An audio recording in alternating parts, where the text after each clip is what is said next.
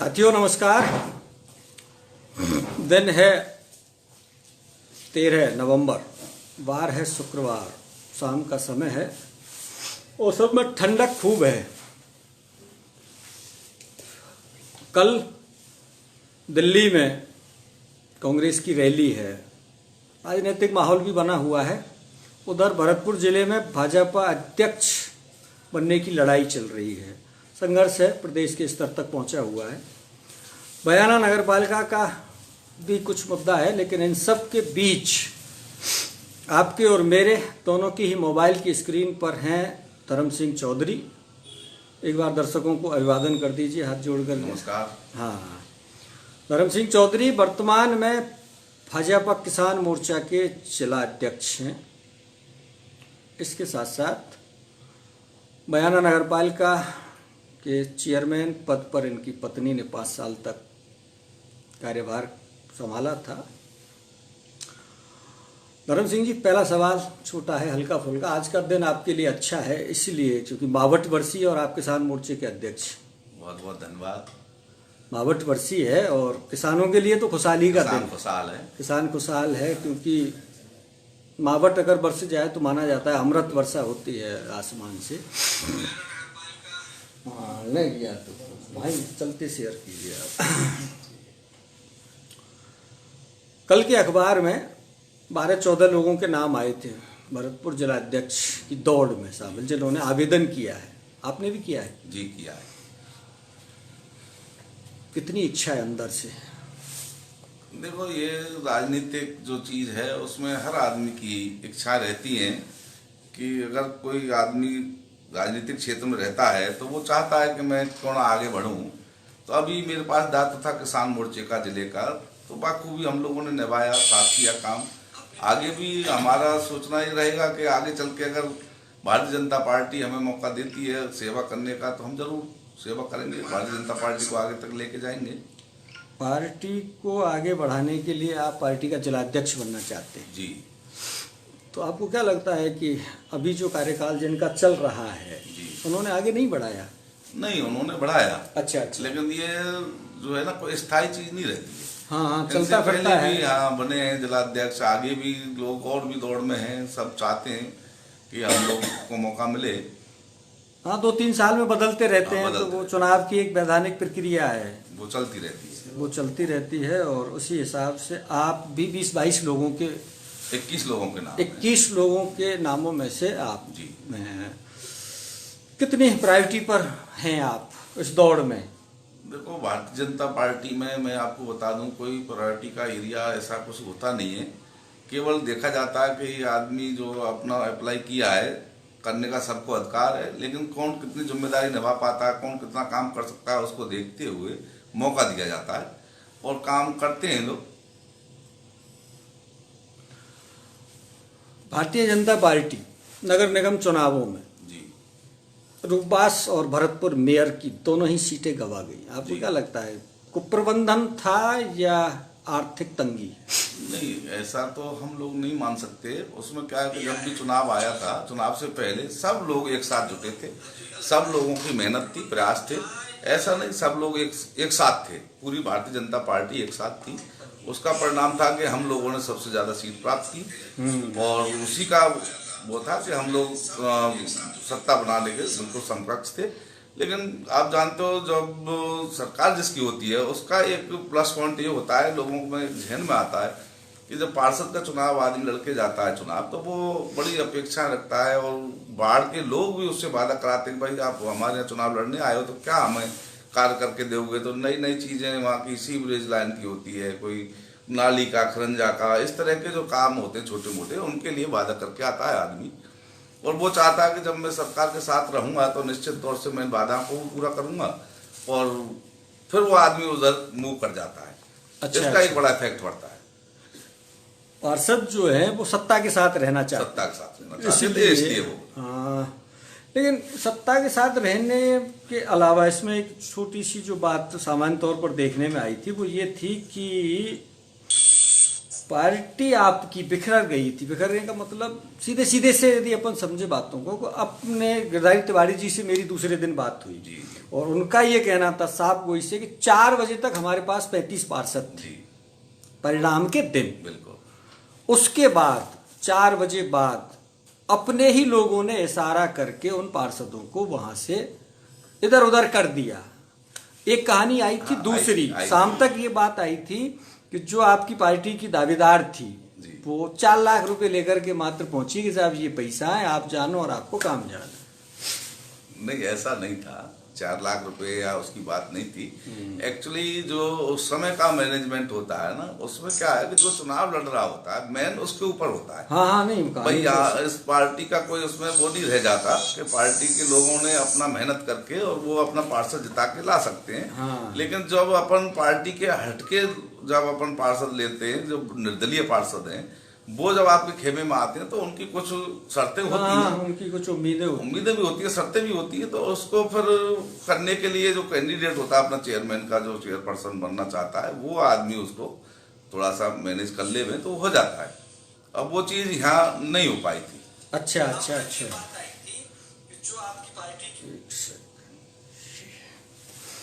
अब आते थोड़ा सा बयाना। सामान्य की सीट है। हाँ जी। चेयरमैन की सीट जो है वो सामान्य की है और पंचायत समिति की लॉटरी अभी खुलनी है। हाँ जी, 18 तारीख को। हाँ खुलनी है। आपकी नज़र कहाँ है? देखो, पहले ही तो हमारा रहेगा टारगेट कि जब पंचायत चुनाव है, पंचायतों में अपने प्रधान बने, अपना जिला प्रमुख बने, जिससे कि हम लोग जो है जनता के बीच काम करने का दोबारा से काम हो और लोगों में ये मैसेज जाए कहाँ ये लोग काम कर रहे हैं। तो पहला टारगेट हमारा ये होगा पंचायत समिति के प्रधान और जिला प्रमुख। पंचायती राज के चुनावों पर पहले नजर रहेगी। बाय द वे, जैसे सीट ऐसे ही आ जाती है प्रधानी की, आपकी कोई इच्छा है? नहीं, मेरी चुनाव लड़ने की पंचायत प्रधान का कोई मेरा कोई पंचायत चुनाव में लड़ने का मानस नहीं है, इरादा नहीं है। नगर पालिका का चुनाव अभी 1 साल बाकी है। हाँ नहीं, समय तो है, लेकिन फिर भी कहीं कोई उस समय देखा जाएगा क्या समीकरण बनते हैं, क्या चीज आती है निकल के, क्योंकि अभी डायरेक्ट नहीं है। जो पहला चुनाव हुआ था पिछला 2010 का, वो डायरेक्ट पब्लिक से था और ये चुनाव होना है वो फिर पार्षदों से होना है। तो वो समय पता लगेगा कि कौन सी सीट कैसी आती है, कौन सी वार्ड की कैसी आती है, वो उसके ऊपर निर्भर। हाँ, वो वार्डों का समीकरण रहेगा, डायरेक्ट नहीं है। डायरेक्ट नहीं है। पर चलो छोटी सी बात अपन कर लेते हैं। कांग्रेस सरकार ने ऐसा क्यों किया? खुद ने आते ही आपकी पार्टी ने जैसा नियम बनाया था उसको बदला, क्या कारण रहा होगा? देखो, कांग्रेस को पता था कि हम लोग डायरेक्ट चुनाव में जाएंगे पब्लिक के बीच में तो हम लोगों को हार मिलनी निश्चित है। उन्होंने कहा इसमें हम अपना दबदबा बना के सरकार का फायदा लेते हुए हम लोग अपनी सरकार बना लेंगे।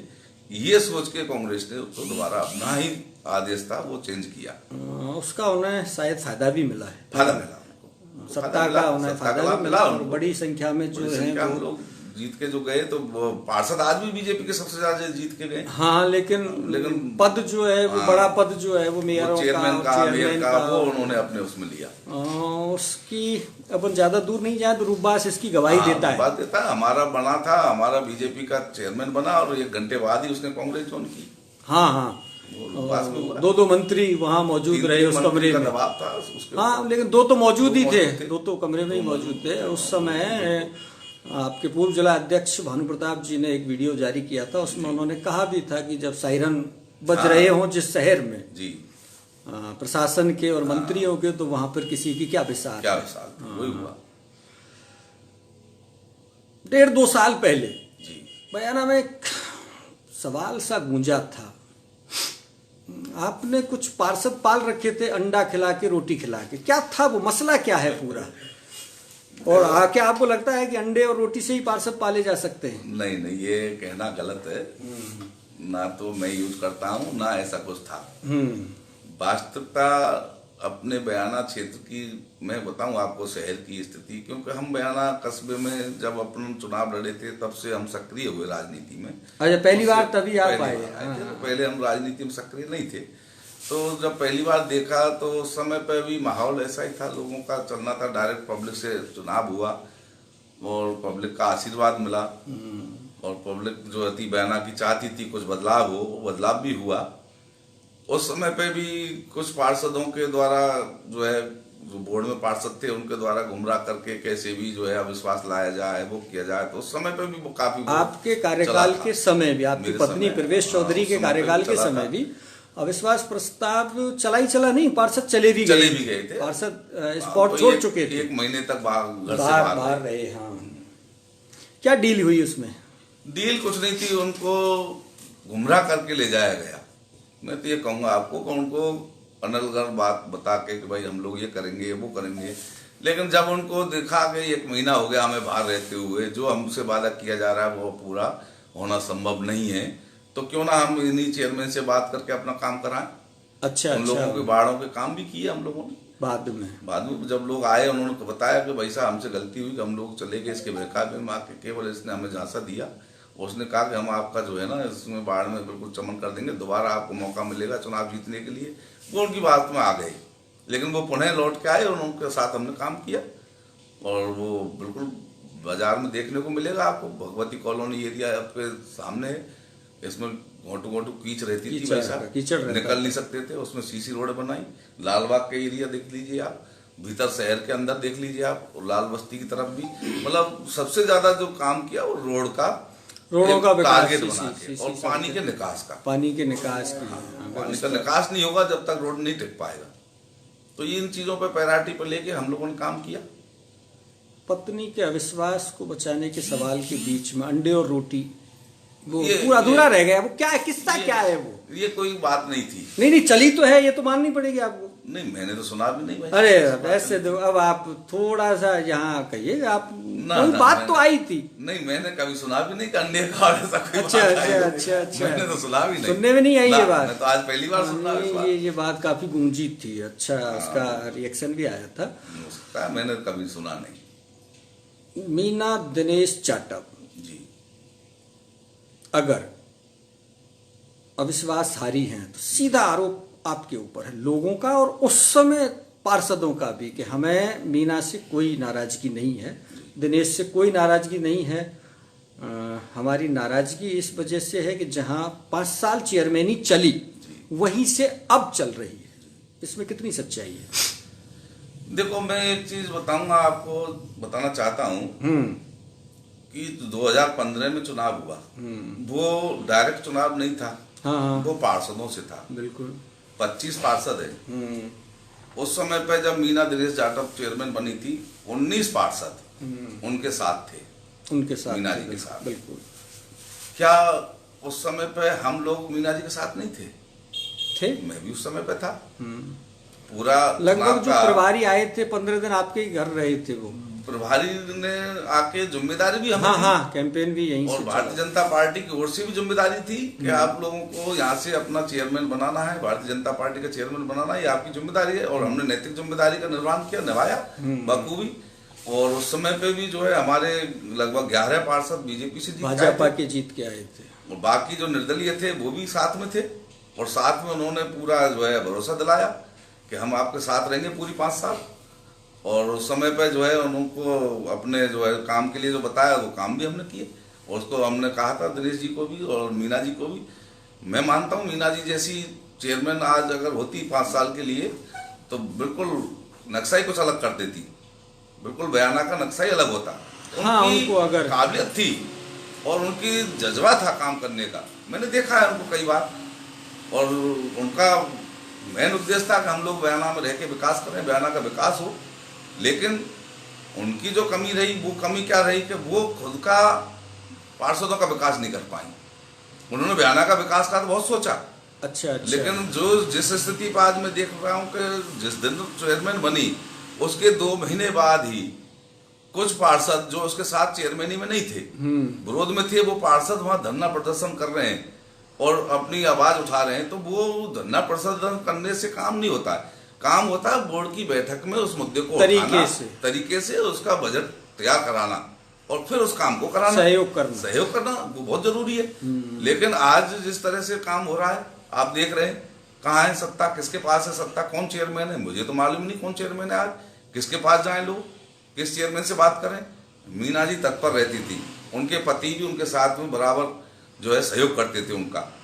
आप कहीं भी जाके देख लीजिए, सुबह से शाम तक गंदगी नहीं उठती है, ढेर लगे रहते हैं। और रात की सफाई के नाम पर लोग जो आज देखेंगे आप, तो कोई कर्मचारी नहीं है, तनख्वाह उठाई जा रही है। हाँ, बहुत बुरा हाल है। जबकि मीना जी का सीधा सा स्पष्ट था कि मैं आज पब्लिक ने जो चुन के भेजा है मेरे को, बयाना के विकास के लिए भेजा है। वो विकास करती, उनको मौका मिलता 5 साल का, वो विकास करती। उनका तो 1 साल के बाद ही लोगों का सोचना स्टार्ट हो गया कि अब हमारा विकास कैसे हो, मतलब चेयरमैन के ऊपर दबाव बनाना, क्योंकि महिलाएं थी। दूसरा उसके साथ एक लॉजिक ये था कि वो पहली बार राजनीति में आई थी। उनके ससुर जरूर रहे, उनके पति रहे, लेकिन वो बेचारी सीधी थी और वो पहली बार राजनीति में आई और उनका जो है शिकार हो गई, उनका गुमराह किया उनको। और ये जो बात कहते थे कि साहब हमारा आपसे कोई झगड़ा नहीं है, हमारा तो धर्म सिंह जी से। अरे धर्म सिंह जी से क्या होगा भाई? धर्म सिंह जी जिस समय पर चुनाव लड़े थे उस समय पर आप भी लड़े थे, आप भी हार गए। हमारा उसके क्या लेना देना, आगे चुनाव में फिर देखेंगे, फिर आमना सामना होगा तो फिर चुनाव लड़ेंगे। जनता जवाब देगी उसका, तो किसके साथ है किसके साथ नहीं है। लेकिन जो इस तरह से किया गया वो घटनाक्रम मुझे आज तक याद आता है कि इन लोगों ने उनके साथ विश्वासघात किया।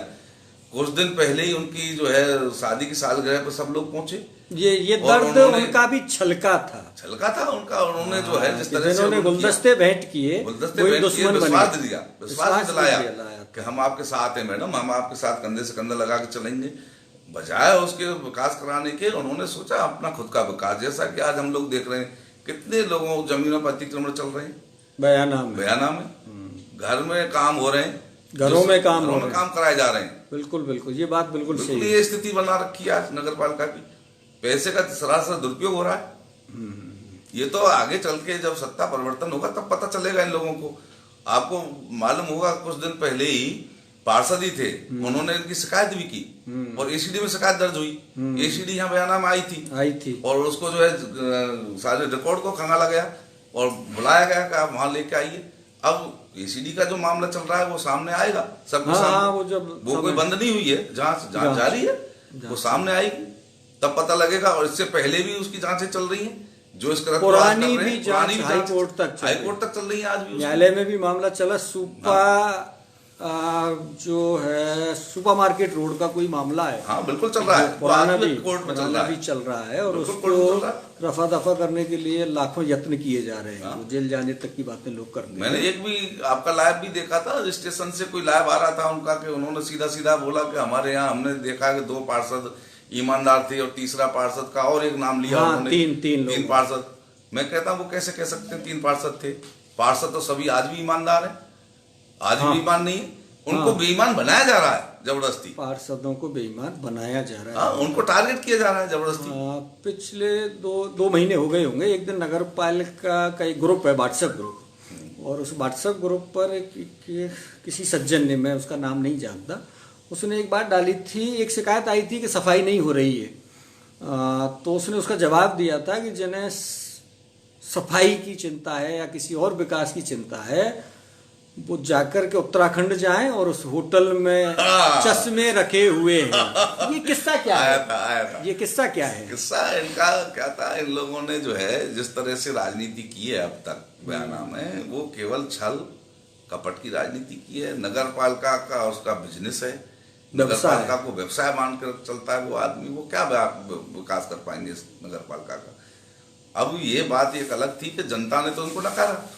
हाँ, दोनों पति पत्नियों को हराया। दोनों पति पत्नी चुनाव हार गए। नाम लीजिए एक बार दोनों का। विनोद कुमार अग्रवाल, उषा अग्रवाल, दोनों चेयरमैन रहे। दोनों ही पार्षद का चुनाव नहीं जीत पाए। दोनों चेयरमैन रहे। हाँ रहे हैं। और इस बार पार्षद का चुनाव नहीं बन पाए। और संयोग ये था कि बराबर वोटों से हारे। एक ही डिजिट थी दोनों की, डिजिट थी। चुनाव हारे 35 वोट से हारे थे दोनों ही चुनाव हारे। तो जनता तो उनको नकार चुकी थी, जनता उनके साथ बिल्कुल नहीं थी। पार्षद भी उनके साथ नहीं थे। लेकिन पार्षदों को आप जानते हो जिस तरह से गुमराह किया गया, बरगलाया गया कि हम लोग आपका ऐसा, झूठ का सहारा लेते हुए इन लोगों ने छल कपट किया। आज ये लोग बता रहे हैं कि हम लोगों के वहां जो है उत्तराखंड में जाइए, चश्मा रखे हुए हैं, वो रखे हुए हैं। उनको ले जाने वाला कौन था? उत्तराखंड की यात्रा किसने कराई? महीने भर की। हाँ, एक महीने किसने यात्रा कराई? लंबी यात्रा। क्यों लेके गए ये लोग? क्या स्वार्थ था इनका जो ये लोग गए? क्योंकि पार्षद नहीं, आज जनता ने उसको पार्षद भी नहीं माना। वो लोग क्यों जाएगा? क्या मतलब? कोई यहाँ अपनी ऐसी सीट है, उसको चेयरमैन बनना नहीं था, उसके पीछे ले जाने का मतलब क्या रहा? मतलब सीधा सीधा साफ नजर आ रहा है उनका, उनको अपना बिजनेस जाता हुआ नजर आ रहा था कि हमारा तो व्यापार था, ये जा रहा है हमारे हाथ से, उद्योग है उनके उद्योग है उसका, धंधा है। एक दर्शक तो कई आ गए, कईयों के कई सवाल हैं। अपनी पत्नी की सीट बचा ली आपने, मतलब बात वही आएगी घूम फिर करके। अब इस बात उस समय भी आया था, पार्षद उस समय भी महीने भर बाहर रहे, पार्षद इस समय भी महीने भर बाहर रहे। तो जिनको आपने चेयरमैन बनाया, आप भी मानते हैं और वो भी मानते हैं, दिनेश जाटव ने भी अपने लाइव कार्यक्रम में कहा है कि हमको बनाने में धर्म सिंह जी का योगदान था, क्यों नहीं बचा पाए? उस समय पे हम लोगों ने बहुत प्रयास किए थे उनको, और जो भी हमारी टच में पार्षद थे उनको हमने बताया भी था मैंने कि ये जो आपके साथ किया जा रहा है ये गलत है, आपको थोड़े दिन बाद इसके परिणाम मिलेंगे, मैं इनको जानता हूँ, आप पहली बार जीत के आए हो, आप ऐसा जो सोच रहे हो ये गलत है, क्योंकि ये आदमी आपको यूज करके अपना व्यापार जमाना चाहता है, आप उसकी बातों में ना आए। कुछ लोग ऐसे थे कि उनको एक बार किसी तरह से बहका के वो पार्षद को ले गए साथ, उसके परिवारजन कह रहे हैं कि यार वो हमारे उनको लेके चले गए और अब हम लोगों को क्या करना चाहिए, FIR करानी चाहिए, वो करानी चाहिए। मैं आपको कराना चाहिए इनके ऐसे लोगों के खिलाफ में।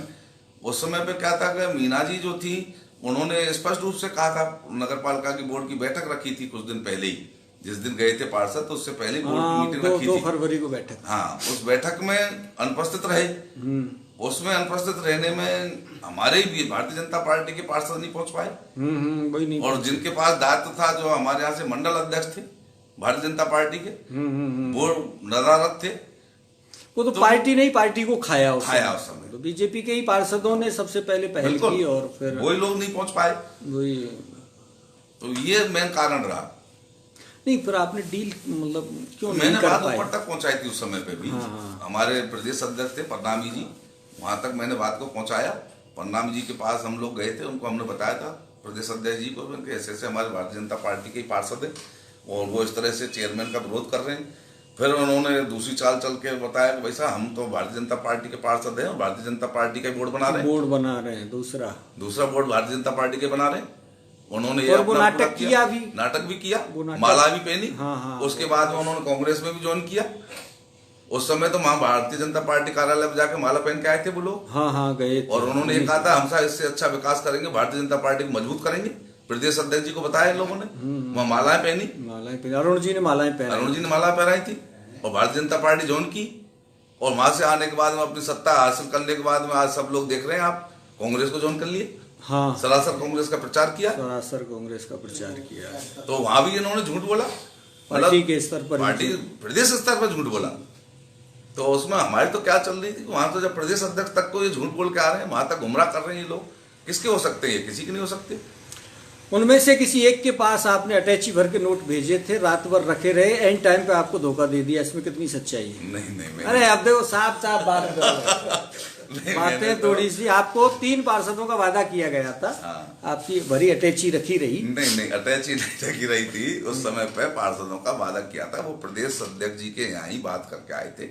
उन्होंने कहा था कि भाई साहब देखो, हम जो है या तो इसी को रखेंगे या फिर हम जो है भारतीय जनता पार्टी का दूसरा बनाएंगे, तो आपको बता के कि भाई इसको हम लोग बना रहे हैं। क्योंकि मैंने बात रखी थी, मैंने भारतीय जनता पार्टी का जो बनाने के लिए बात कर रहे हैं, तो किसके लिए कर रहे हैं? क्योंकि भारतीय जनता पार्टी के हमारे पास में जो पार्षद थी, क्योंकि ऐसी सीट थी, तो एक तो हमारे पास कोहली थे, क्या नाम था, दिनेश जी, और एक हमारी मीना जाटव थी, एक हमारे पास में जो है क्या नाम था उसका, वो मीना ही उसका नाम था शायद, मैं भूल रहा हूँ उसका नाम, भगवान सिंह टाइगर जी की बेटी थी। बेटी थी। वो भारतीय जनता पार्टी के सिंबल से थी। मैंने ये 3 लोग हैं हमारे पास एससी के, इनमें से किसको बनाना चाहते हैं?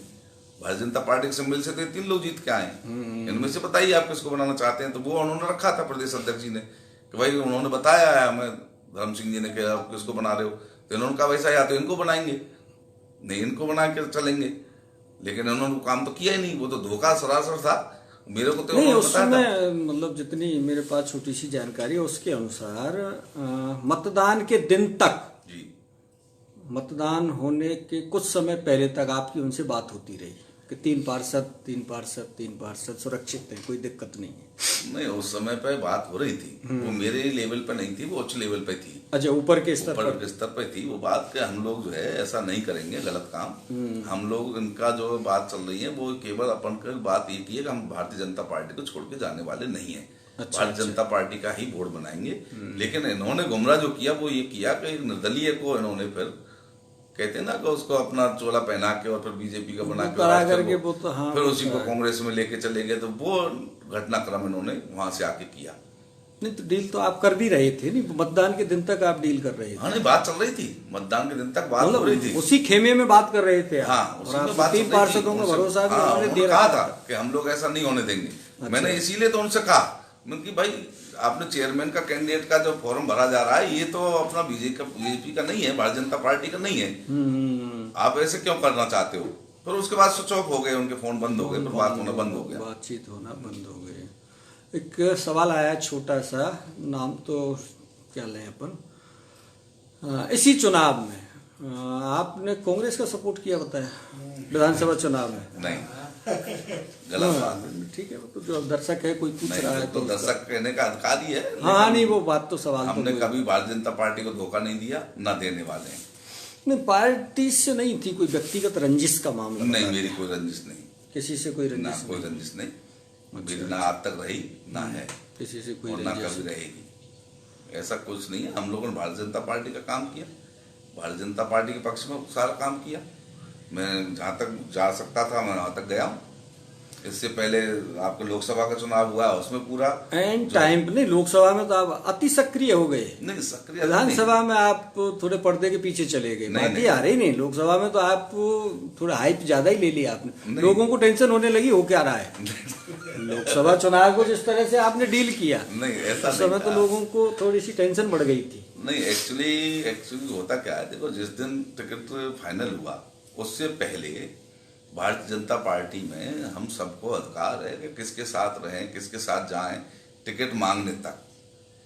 जिस वक्त टिकट फाइनल हो जाता है फिर ये भारतीय जनता पार्टी का कार्यकर्ता अपने जहां जिसको टिकट मिला उसके साथ जुड़ जाता है अपने आप। चुनाव से 2 दिन पहले रूपबास में वसुंधरा राजे की सभा थी, आप थे उसमें? मैं नहीं जा पाया था उस दिन। क्यों? मेरी मजबूरी थी, मेरा कुछ काम था, निजी काम की वजह से। उस सभा में आपके 6 मंडल अध्यक्ष मैडम के मंच पर आने से चंद मिनट पहले पहुंचे और लोगों का ये कहना है कि ये चुनाव उसी दिन हार गए थे। बीजेपी उसी दिन चुनाव हार गई थी जिस समय बच्चू बंसीवाल का जम के विरोध होता है उस सभा में, और 6 मंडल अध्यक्ष रूठे हुए बाहर बैठे रहते हैं और उन्हें एंड टाइम पर बुलाया जाता है। क्या था ये किस्सा, क्या है? नहीं, इसमें कहने को तो कुछ भी कहते रहे लोग, उससे कोई फर्क नहीं पड़ता, क्योंकि वास्तविकता जो स्थिति थी ना भाई साहब, उसमें आप खुद देखेंगे। क्योंकि हम लोग जब चुनाव हारे तो समीक्षा होनी थी। समीक्षा बैठक में हम लोगों को बुलाया था भरतपुर, माननीय अर्जुन राम मेघवाल जी उस समीक्षा की बैठक लेने आए थे। एक भगत सिंह जी हैं जो 2 कमेंट्स कर चुके हैं, आपकी पर्सनैलिटी के बड़े कायल हैं, आप उन्हें थोड़ा सा हाय हेलो कर दीजिए। भगत सिंह जी नमस्कार भाई साहब। हाँ, वो उन्होंने आपकी पर्सनैलिटी के लिए, चूंकि सवाल चल रहे हैं इसीलिए मैं वो बात कह नहीं पाया। भगत जी भाई साहब, मैंने आपका संदेश, आपकी सारी बातें, आपकी पर्सनैलिटी के बड़े कायल हैं, वो अच्छी बातें लिखी हैं उन्होंने आपके लिए।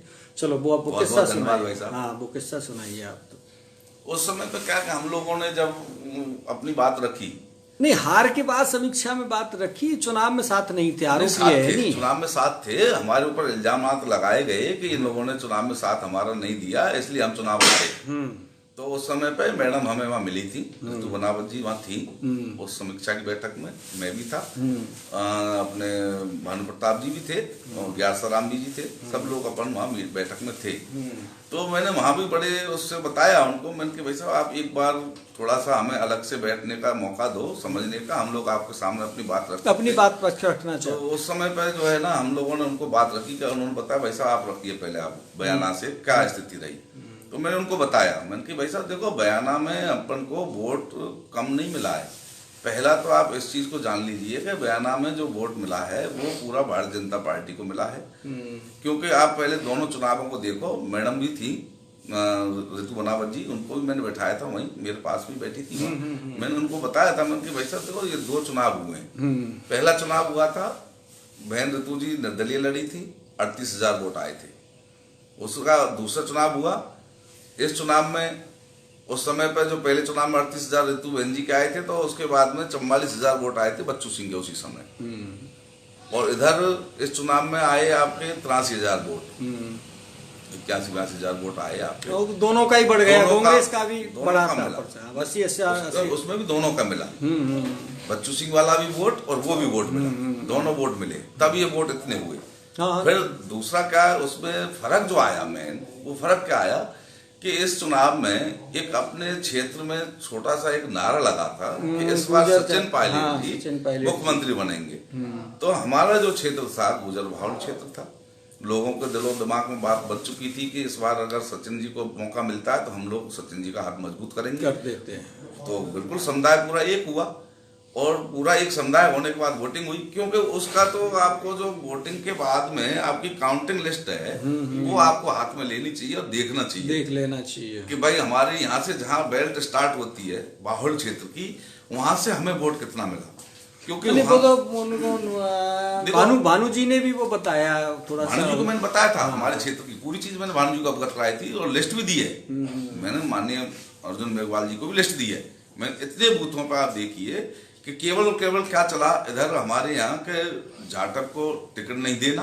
हाँ, वो एक ना वेड से ना बयाना से दोनों ही ना अपने बसेड़ी से, जब से भी हमने जो देखा था, हमने बात ऊपर तक रखी भी थी कि एक जाटव को टिकट दिया जाए, क्योंकि अपने यहाँ क्षेत्र में जाटव बाहुल क्षेत्र है। हाँ, चल रहा है, इनको अपन को साथ लेना चाहिए। तो उस समय पर क्या हुआ कि जाटव वोट और अपना गुजर वोट दोनों एक हो गए, मिल गए दोनों। वो मेन फैक्टर रहा हमारा चुनाव हारने का।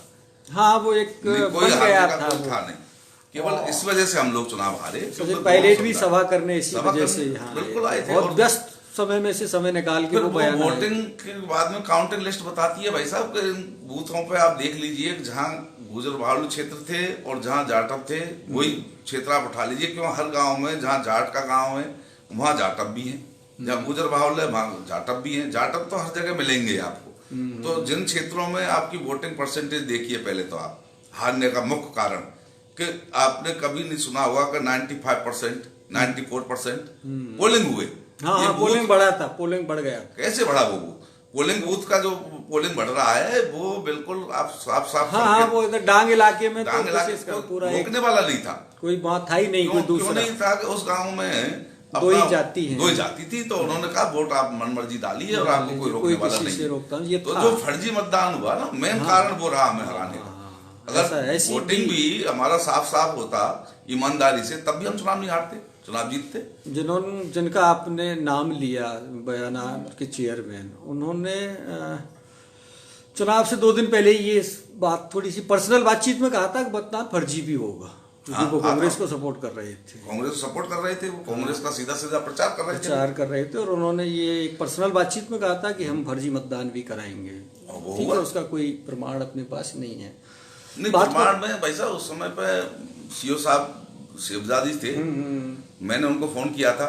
मैंने कहा शिवदादी जी, अपने यहाँ अपने जो मेरे पास सूचनाएं मिल रही थी कि वैसा यहाँ फर्जी मतदान हो रहा है। मैंने 5-6 बार फोन किया उनको, सीओ साहब इसको रुकवाइए। फिर सीओ साहब ने बताया कि भाई साहब उनसे भी फोन आया है, अपने ऋषि बंसल जी का भी फोन आया है कि वहां भी हो रहा है। मैंने निश्चित हो रहा होगा। मैंने की सारी जगह जहां ये बताई जा रही है निश्चित तौर से वहां फर्जी मतदान हो रहा है। उन्होंने प्रयास भी किए थे, फोर्स लेके गए भी थे, लेकिन उनका कहना यह था कि जब मैं पहुंचा रुदावल के पास कर, मैं बताऊं आपको घटनाक्रम, तो उस समय मैं वहीं मौजूद था। तो उन्होंने कहा भाई साहब आपका जो वो है पोलिंग एजेंट, उससे पूछिए आपको किसको रोका जा रहा है।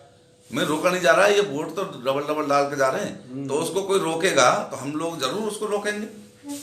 अब आपको कोई रोकने वाला ही नहीं है, क्योंकि वहां पोलिंग एजेंट भी वो बन गए जो उन्हीं के थे। सेटिंग से हुआ पूरा काम। बिल्कुल सही बात। लोग कुछ सवाल पूछना चाहते हैं और उनके सवाल ऊपर निकल गए हैं।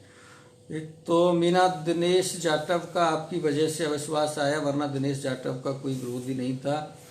ये बात आप कह चुके हैं और दोहरा दीजिए, इस बात में क्या है। मीना दिनेश जाटव जी का भी कोई विरोध नहीं था, ना धर्म सिंह का विरोध था। विरोध तो अब आप सब लोग जान गए किसका विरोध था, किस लिए बनाना चाहते थे, क्या काम था। उस दिन भी विरोध नहीं था क्या धर्म सिंह का, जिस दिन पार्षद 19 गए थे मीना दिनेश जाटव के साथ। हाँ हाँ हाँ। मीना के साथ तो कोई गया ही नहीं था। हाँ, लाने हाँ। वाला तो धर्म सिंह ही था उस समय भी। उस समय भी तो मैं ही था बनाने वाला। तो उस समय पे उन्होंने बोल देना चाहिए था भाई साहब हम तो आपके साथ नहीं है। नहीं, लेकिन इसमें लोगों का कहना थोड़ा सा ये था कि 5 साल आप, जैसा लोग कहते हैं कि 5 साल आपने अपनी सरकार घर से चलाई, अब घर से ही चलती है, जनप्रतिनिधियों की सरकार है, ये 2 साल भी आप ऐसे ही डील कर रहे थे। नहीं, एक्चुअली क्या था, दिनेश जी का खुद का वो था। दिनेश जी अपने यहाँ जो है लोगों एक का बात मैं जब बीच सुनवाई में कहूंगा, करते थे। सुनिए, अविश्वास प्रस्ताव की बैठक में जिस तरह 20-21 पार्षदों के सामने मीना दिनेश दहाड़ के बोली थी, अगर उस महिला को तरीके से काम करने दिया होता, मैं उस दिन भी उससे कह के आया हूं, आज भी दोहरा रहा हूं, शायद ये अविश्वास नहीं आता। नहीं, एक्चुअली क्या है साहब, देखो कुछ लोग निजी स्वार्थवश ये सारी चीजें कह रहे थे, उनसे निजी स्वार्थवश उन्होंने कहा था और ये निजी स्वार्थवश ही इन्होंने काम किया था। मीना जी का कोई दोष नहीं था, ना ही उसमें कई धर्म सिंह का दोष था हमारा, ना ही किसी और का था। क्योंकि कैला हम देवी लोगों झील ने- का बाड़ा में आपने कोई डील की थी, गए थे कभी वार्ता करने? हाँ, वार्ता करने गया था। क्यों? एक पार्षद थे, उन्होंने कहा था वैसा मेरी कुछ गांव अपनी समस्याएं बाढ़ की, मैं उनको रखना चाहता हूँ और मैं आपको बयाना में बात ना करके बयाना से बाहर बात करना चाहता हूँ। वो बात आपसे क्यों करना चाहते हैं? वो मेरे से इसलिए करना चाहते थे कि उन्होंने एक बार दिनेश जी को बात बोली थी कि दिनेश जी मैं एक बात आपको कह रहा हूँ और एक बार उनसे कहूँगा। अच्छा अच्छा। उन्होंने कहा था उनके पास भी मैं एक बार बात करूंगा जरूर इस मैटर को लेकर। तो उन्होंने मेरे को बात की, तो मैंने उनको बताया था, मैं भाई साहब मैं तो झील का बाड़ा मंदिर पे हूँ, देवी जी के दर्शन करने आया हूँ। अच्छा तो अच्छा। उन्होंने कहा भाई साहब हम आ जाओ, आप रुक जाओ, 15-20 मिनट लगेंगे। मैंने खूब आधा घंटे में आ जाओ, हम तो यहाँ दर्शन कर ही रहे हैं। कर ही रहे हैं, यही बैठे हैं। तो वो लोग वहाँ पहुंचे थे, दर्शन भी किए थे, बात भी हुई थी, बड़े सौहार्दपूर्ण वातावरण में बातचीत हुई थी। उन्होंने बताया था वैसा हमारे यहाँ ये इस तरह से जो है रोड की समस्या है, कुछ लाइट की ज्यादा समस्या थी उनके वहाँ बाढ़ में। तो मैंने दिनेश जी को भी बोला था, मैंने कहा दिनेश जी ये आदमी लाइट के लिए कह रहे हैं तो पर्सनल अपने लिए नहीं मांग रहे हैं, ये बाढ़ के लिए मांग रहे हैं यार, बाढ़ में सब लोग रहते हैं तो सबकी व्यवस्था है, मैं आप उसमें लाइट लगवाइए। तो दिनेश जी ने कहा वैसा मैं मेरी बाढ़ में चाय नहीं लगाऊं, आज तक नहीं लगी, लेकिन मैं उनके यहाँ जरूर लगाऊं। आज तक नहीं उनका लगी। बड़प्पन था, मैं मानता हूं उनको कि उन्होंने वास्तविकता है वो निभाया कि भाई मेरी बाढ़ में मैं भले पीछे लगाऊंगा, पर आप कह रहे हो वैसा मैं उनकी बाढ़ में जरूर लगाऊंगा। और उन्होंने लगाया बेचारे ने, काम भी किया। और वो जो काम करने की तरीका था उनका वो बिल्कुल फेयर था। अच्छा अच्छा। आपने देखा होगा जो भी विज्ञप्ति निकलती थी, काम की एनआईटी निकलती थी, वो बड़े आराम से सब लोग जानते थे।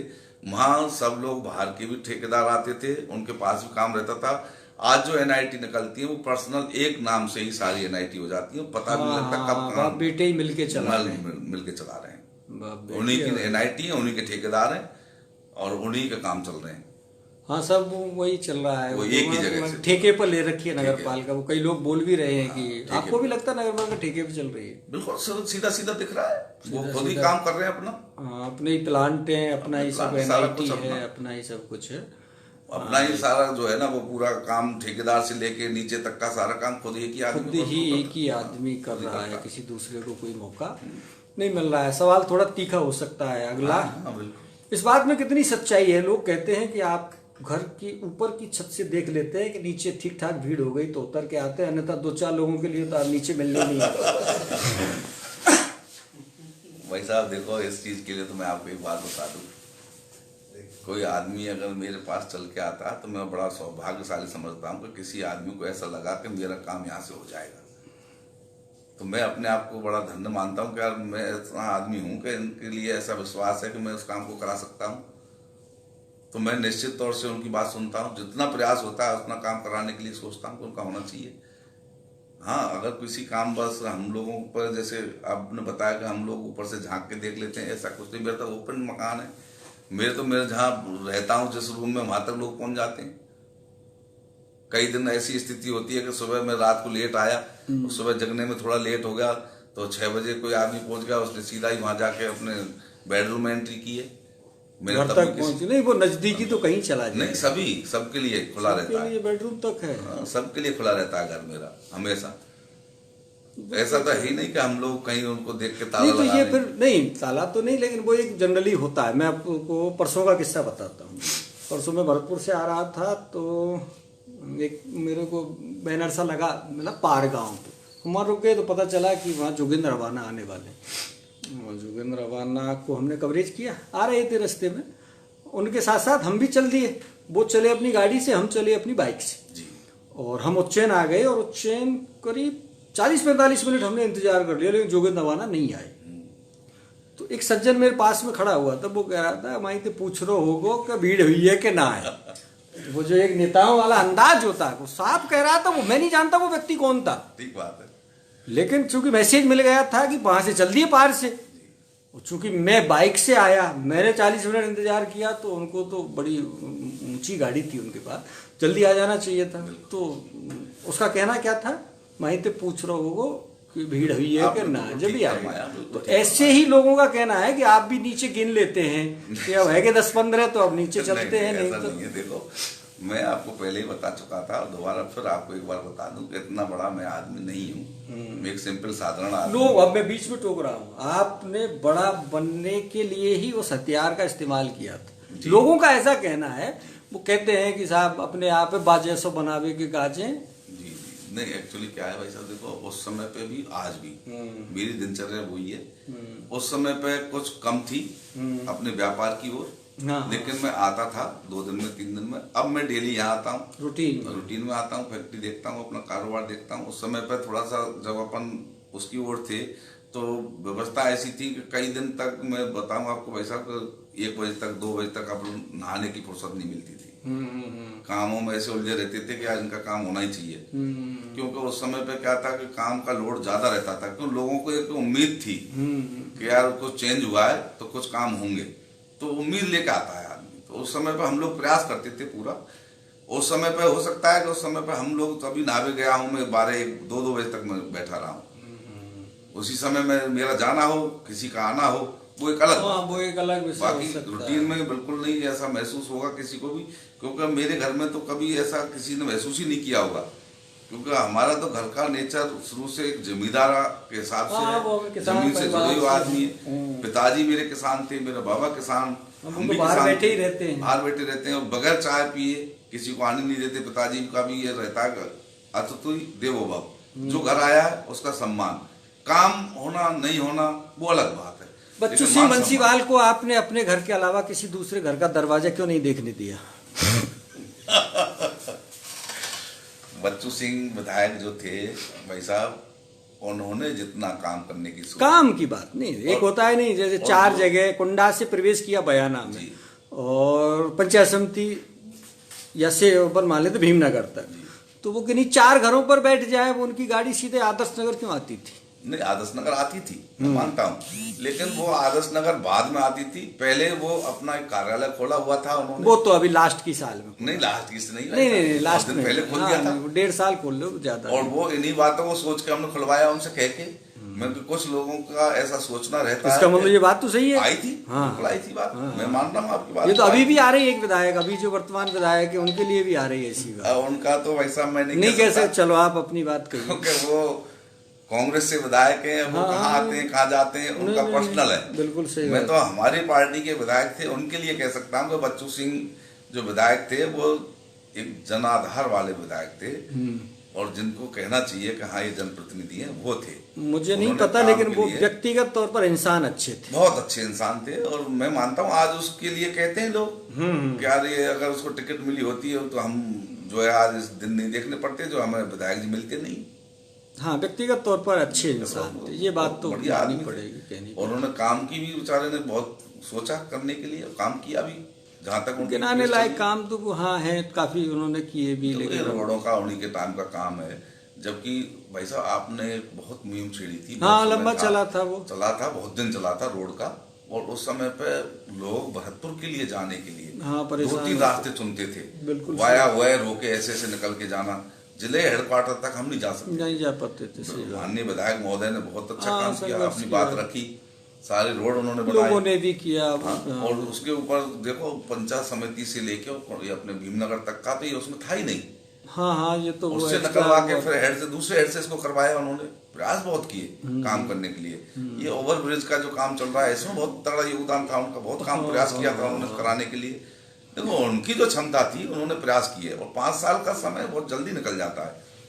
कोई चीज को फाइल को लेके चलोगे वो सही हाँ, समय ये में सरकारी उसमें, गति है कर लाल फीता टाइम सही लगता है, वो टाइम लगता पर है। उन्होंने प्रयास बहुत किए काम करने की, उनकी हॉबी थी काम करने की, तो हम लोग कुछ करें।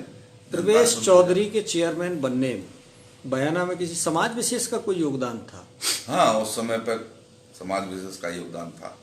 लेकिन एक सवाल आया है, आपने उसी समाज को सबसे ज्यादा नुकसान पहुंचाया है। नहीं, कभी नहीं।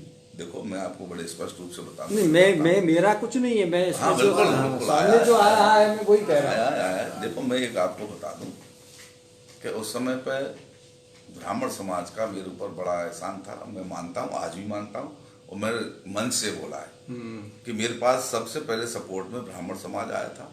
और मैंने ये भी बोला कि ब्राह्मण समाज ने शायद अपने ब्राह्मण भाई के लिए नहीं एकता दिखाई होगी जितनी एकता मेरे लिए दिखाई उस चुनाव में। उन्होंने पूरा योगदान दिया, जहां जहां जैसा मौका मिला उस समय पे, जहां भी सरकारी नियुक्ति की बात आई या अपने मंडल की कोई बात आई, पहली बात उनमें देख लीजिए आप, वहां से हमने उनको ये सब ऊपर ही माना कि हमको आगे बढ़ा के चले उनको। दूसरा, आप देखिए, जिस दिन हमारा चुनाव था उस दिन ब्राह्मण समाज के कितने अपने पार्षद थे और उसके बाद कितने पार्षद हुए, घटे नहीं बढ़े, घटे नहीं है बढ़े। ऐसा नहीं है कि समाज का योगदान रहा हो तो हमने व्यर्थ जाने दिया हो, हमने भी पूरा सपोर्ट किया, साथ दिया।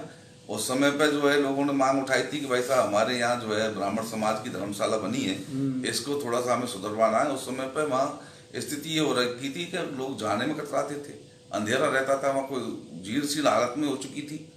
तो हमने उनको बोला कि आप एकजुट होइए, जैसे मेरे लिए हुए, आप एकजुट होकर उसका सुधार कीजिए, कुछ हमारी जितनी हेल्प होगी हम लोग करेंगे, विधायक महोदय से भी कराएंगे।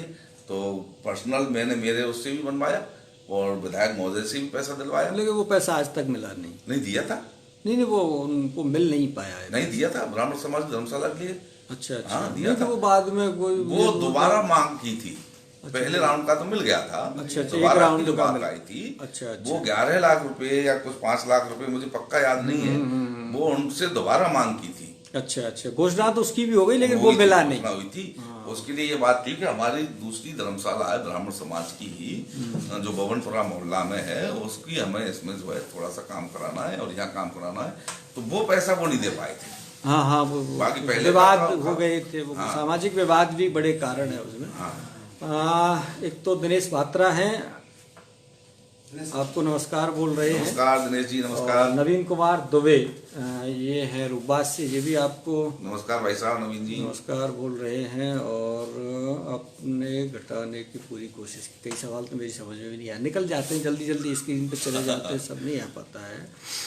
इस बात में कितनी सच्चाई है, अब थोड़ा सा सवाल टिपिकल होगा कि जब बच्चू सिंह बंसीवाल को ये लगा कि उसका टिकट कट रहा है लगभग, एक तो ये बात सच है कि आप और भानु जी और बच्चू बंसीवाल तीनों ही शायद किसके घर पर गए थे जिन्होंने आपसे उसी घोषणा से पहले ही सुबह ही कह दिया था कि नहीं कट मिल रहा है टिकट, ये बात सही है? नहीं, ऐसा तो नहीं कहा था, टिकट नहीं, मैडम थी वहां पर, मैडम थी। हाँ, हम लोग और आप 3 ही लोग थे केवल। हम 3 लोग थे, चौथे ग्यार सलाम जी भी थे। वो अपने लिए मांग रहे थे वो भी गए थे। तो हम लोग जब पहुंचे थे, मिलने के लिए पहुंचे थे, और वास्तविकता मिलना भी उसी के खातिर था, टिकट के लिए नहीं। ओम जी ने आपसे ये कहा था कि सुबह वहां आ जाना। हाँ, और फिर आप सुबह वहां गए थे। तब आपको रात को बैठक तो रात को होनी थी, वो 8-9 बजे हुई थी बैठक, और उसमें डिक्लेयर हुआ था। तो आपको तो तभी कह दिया गया था घर जाइए और जिसे मिलेगा उसकी मदद कीजिए। थोड़ा सही बताओ। नहीं, मैं भी दिल्ली था उस दिन। दिल्ली में थे आप, मैं आपको बता दूं, हम लोग जब शाम को पहले मिले थे प्रदेश अध्यक्ष जी से, तो उस समय पे क्या था कि उन्होंने कहा था कि भाई साहब आपको यहाँ परेशान होने की जरूरत नहीं है, वो सारी चीज वहां से आ चुकी है, तो उसी में से ही नाम देखे जाएंगे, जो भी होंगे तय कर दिए जाएंगे उसी में से।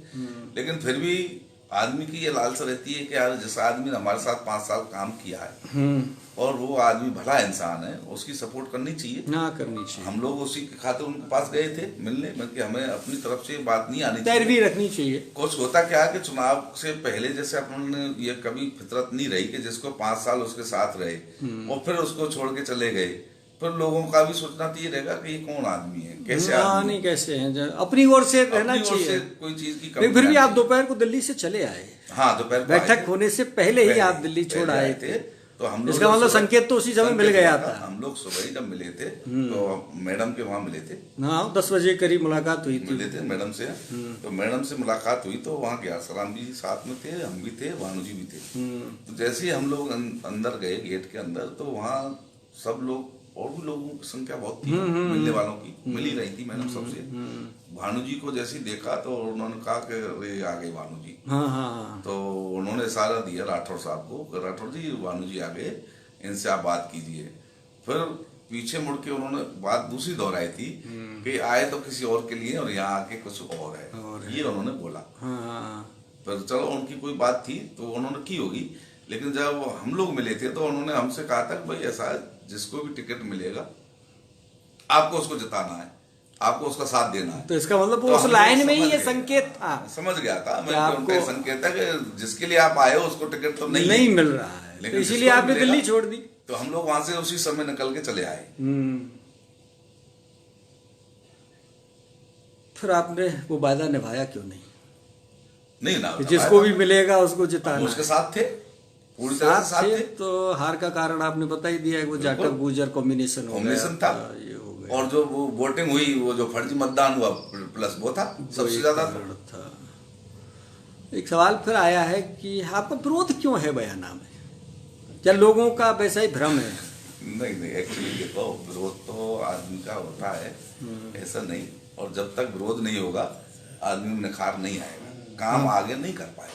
अच्छा, जब उसको पता चलेगा कि मेरी ये कमियां हैं, आलोचक ही तो कमी बताएगा। हाँ नहीं जब तक आपकी आलोचना नहीं होगी, कोई कहने वाला नहीं होगा, तो वो भी इंसान नहीं है। मैं समझता हूँ उसमें हाँ निखार नहीं नहीं तो आएगा। विरोध भी होना चाहिए, विरोध भी होना कोई- चाहिए। और जब आप चुनाव विरोध लड़ते वैसे भी हो, कोई कमजोर लोगों का नहीं तो होता है। देखो उस समय पे भी जब हम लोगों ने चुनाव लड़ा 2010 का, तो उस समय पे भी क्या 100% लोग आपके साथ थे? नहीं थे। नहीं थे, तब भी नहीं थे, विरोध था, चुनाव हुआ था। 55% लोगों ने आपको वोटिंग की, और उसमें से 45% तो उस समय पे भी आपके विरोध में थे। हाँ हाँ हाँ हाँ नहीं विरोध में तो- लेकिन कई बार ऐसा होता है कि उस समय पे जितने लोग आपके साथ थे हो सकता है उनमें से 10% और आपके जा सकते हैं, हाँ, और उस समय पे जो विरोधी थे उनमें से 20% आपके साथ आ सकते हैं। तो चुनावी जो समीकरण होता है, राजनीतिक जो बात होती है, उसमें उतार चढ़ाव आते रहते हैं। उसमें ये आदमी को नहीं सोचना चाहिए, स्वयं को अपने आप में सोचना चाहिए मैं कितना काम कर सकता हूँ, उतना उसको कैपेसिटी के हिसाब से करना चाहिए, मेरा मानना है। इस बात में कितनी सच्चाई है कि अप्रैल 2018 के बाद आपके घर आने वालों की संख्या में कमी आ गई है? अप्रैल 2018 के बाद हाँ, अविश्वास प्रस्ताव पारित होने के बाद, और उससे पहले पहले ज्यादा आते होंगे इसीलिए तो कम हो गए। नहीं, ऐसा नहीं है। देखो उस समय पे भी जिनका कोई मन था मिलने का हुआ, वो लोग आते ही थे, हम भी जाते हैं। ऐसा नहीं कि जिसका हमें नहीं लगा थोड़ा कि सा होना कोई चाहिए। कमी आई है नहीं आई? नहीं, एक्चुअली ऐसा कुछ नहीं है। अभी चुनावों में लोगों का वो रहा नहीं है। चुनावों का तो अलग, उसके बाद अविश्वास के प्रस्ताव पारित होने के बाद बयाना नगर पालिका का अविश्वास देखो, प्रस्ताव, अब तो जाहिर सी बात होनी चाहिए कि इस समय तो जो भीड़ होनी चाहिए ना, तो विनोद कुमार अग्रवाल घर होना चाहिए, हमारे घर क्यों होनी चाहिए? सीधी सी बात ये वहाँ होनी चाहिए ना। हाँ, सीधी सी बात तो ये आती है ना, क्योंकि जिसका काम नगर पालिका से संबंधित है तो वो वहीं से कराएगा। अभी वो बीच में मैं भी क्रॉस किया था, एक बात आई है कि बच्चू सिंह बंसीवाल का उस धर्मशाला में कोई भी पैसा नहीं लगा, बताया नहीं लगा था उस समय, 5 शायद लाख नहीं लगा है, वो तभी तो इकट्ठा हुआ है 11, 5 और 6 करके। अच्छा, तो मुझे ऐसा दोनों टर्म में जो उन्होंने घोषणा की। वैसे विधायक कोटा का कुछ भुगतान मेरे टाइम में हुआ है। अच्छा नगर पालिका से? हाँ, नगर पालिका में आया था निर्माण पैसा। एजेंसी तो वही होती है, निर्माण एजेंसी नगर पालिका थी, और वो पैसा भी आया था विधायक कोटा से, लेकिन शायद नहीं लगा, ऐसा कुछ ये कह रहे और हैं भुगतान दर्शक भी हैं। हुआ है उसमें। अब ये पता नहीं कि कैसे क्या है, मुझे पक्का हाँ याद नहीं नहीं। वो थोड़ा क्या था, वो एक विरोध करेंगे ये करेंगे ऐसा कोई प्रस्ताव पारित हुआ था। बहुत बहुत धन्यवाद संवाद फॉर यू। आपके सवाल पूछ लिए कुंवर पटेल जी, सारे सवाल पूछ लिए। कुंवर पटेल बड़े दुखी हो रहे हैं, अरे के सवाल पूछो। कुंवर पटेल जी हमारे साथ पार्षद थे। अच्छा अच्छा, आपके बढ़िया आदमी थे, हमारे साथ में रहे हैं कुंवर पटेल जी पार्षद। वार्ड नंबर 11 से पार्षद रहे थे। और बेचारे ने बहुत बढ़िया काम की सोची, काम भी कराए। अच्छा, कुंवर पटेल जी ने काम में कसर नहीं छोड़ी। कुंवर पटेल जी एक सवाल का जवाब जो दूसरे ने पूछा वो के लिए भी मैं एक बात कहना चाहूंगा। कुंवर पटेल जी के लिए भी भांजे हैं आपके, क्या है मामा भांजे।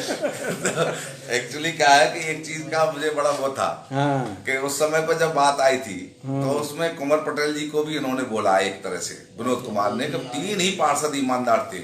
अच्छा तो कुंवर पटेल जी भी पार्षद थे, इनको नहीं खरीद पाए।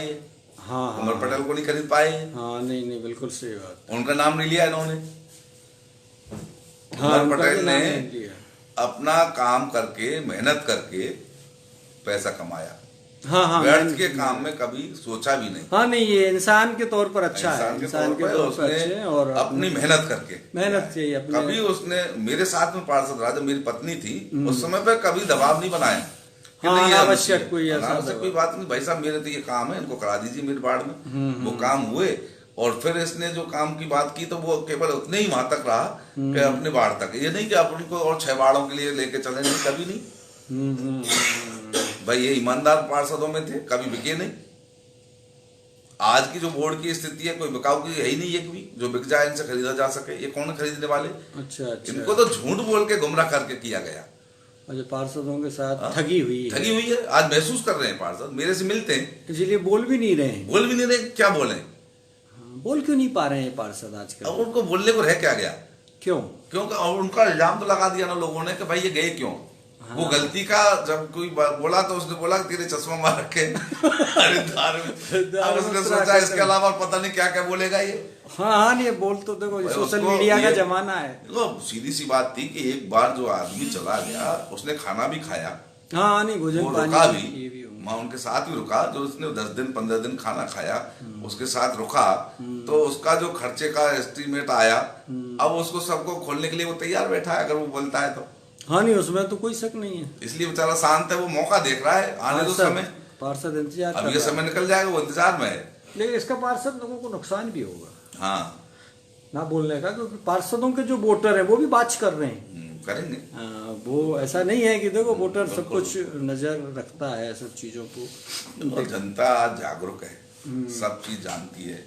ऐसा नहीं है कि जनता जागरूक नहीं हो। मनीष भाई साहब, मनीष मेहरा जी, एक बार परिचय सुन लीजिए। आपके मोबाइल की स्क्रीन पर जो आप देख रहे हैं, ये है धर्म सिंह चौधरी, भाजपा किसान मोर्चे के जिलाध्यक्ष हैं। इनकी पत्नी 5 साल बयाना नगर पालिका की चेयरमैन रही। प्रवेश चौधरी हमारे एक अच्छे दर्शक हैं, वो आपका परिचय जानना चाह रहे हैं। नमस्कार भाई साहब। अच्छे हैं, अच्छे इंसान भी अच्छे। मैं एक ही बार इनसे मेरी मुलाकात हुई है मनीष मेहरा जी से।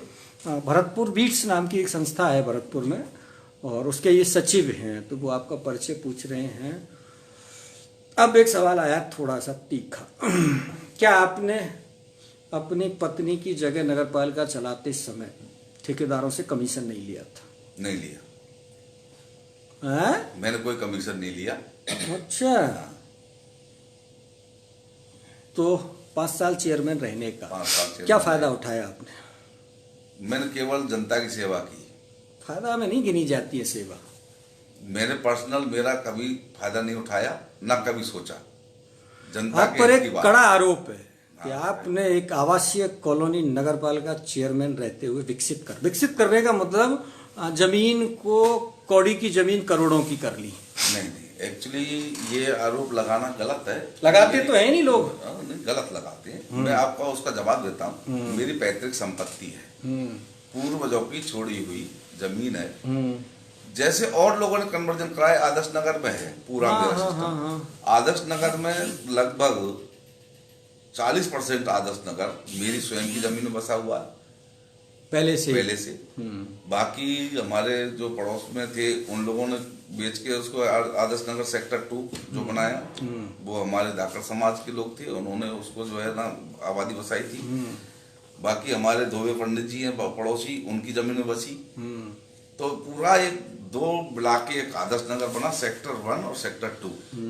उन दोनों सेक्टरों के बीच के मध्य का भाग है मेरी खुद की पैतृक संपत्ति, जैसे मैंने पहले बताया आपको।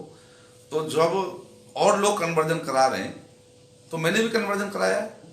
अच्छा। मैंने कोई सरकारी जमीन को तो नहीं, वो जमीन तो अपनी ही थी, उसको कन्वर्ट किया, कन्वर्शन में पैसा जमा हुआ है। 2-3-4 महीने का अभियान चला था। और मैं तो कहता हूँ किसी भी आदमी को बिल्कुल स्वच्छ अधिकार है कि वो जाके नगर पालिका में RTI के तहत कितनी पत्रावलियों का कन्वर्जन हुआ, इसका कितना पैसा जमा हुआ, मिल जाएगी आपको। उस जमीन पर रोड भी बना। हाँ, रोड बना।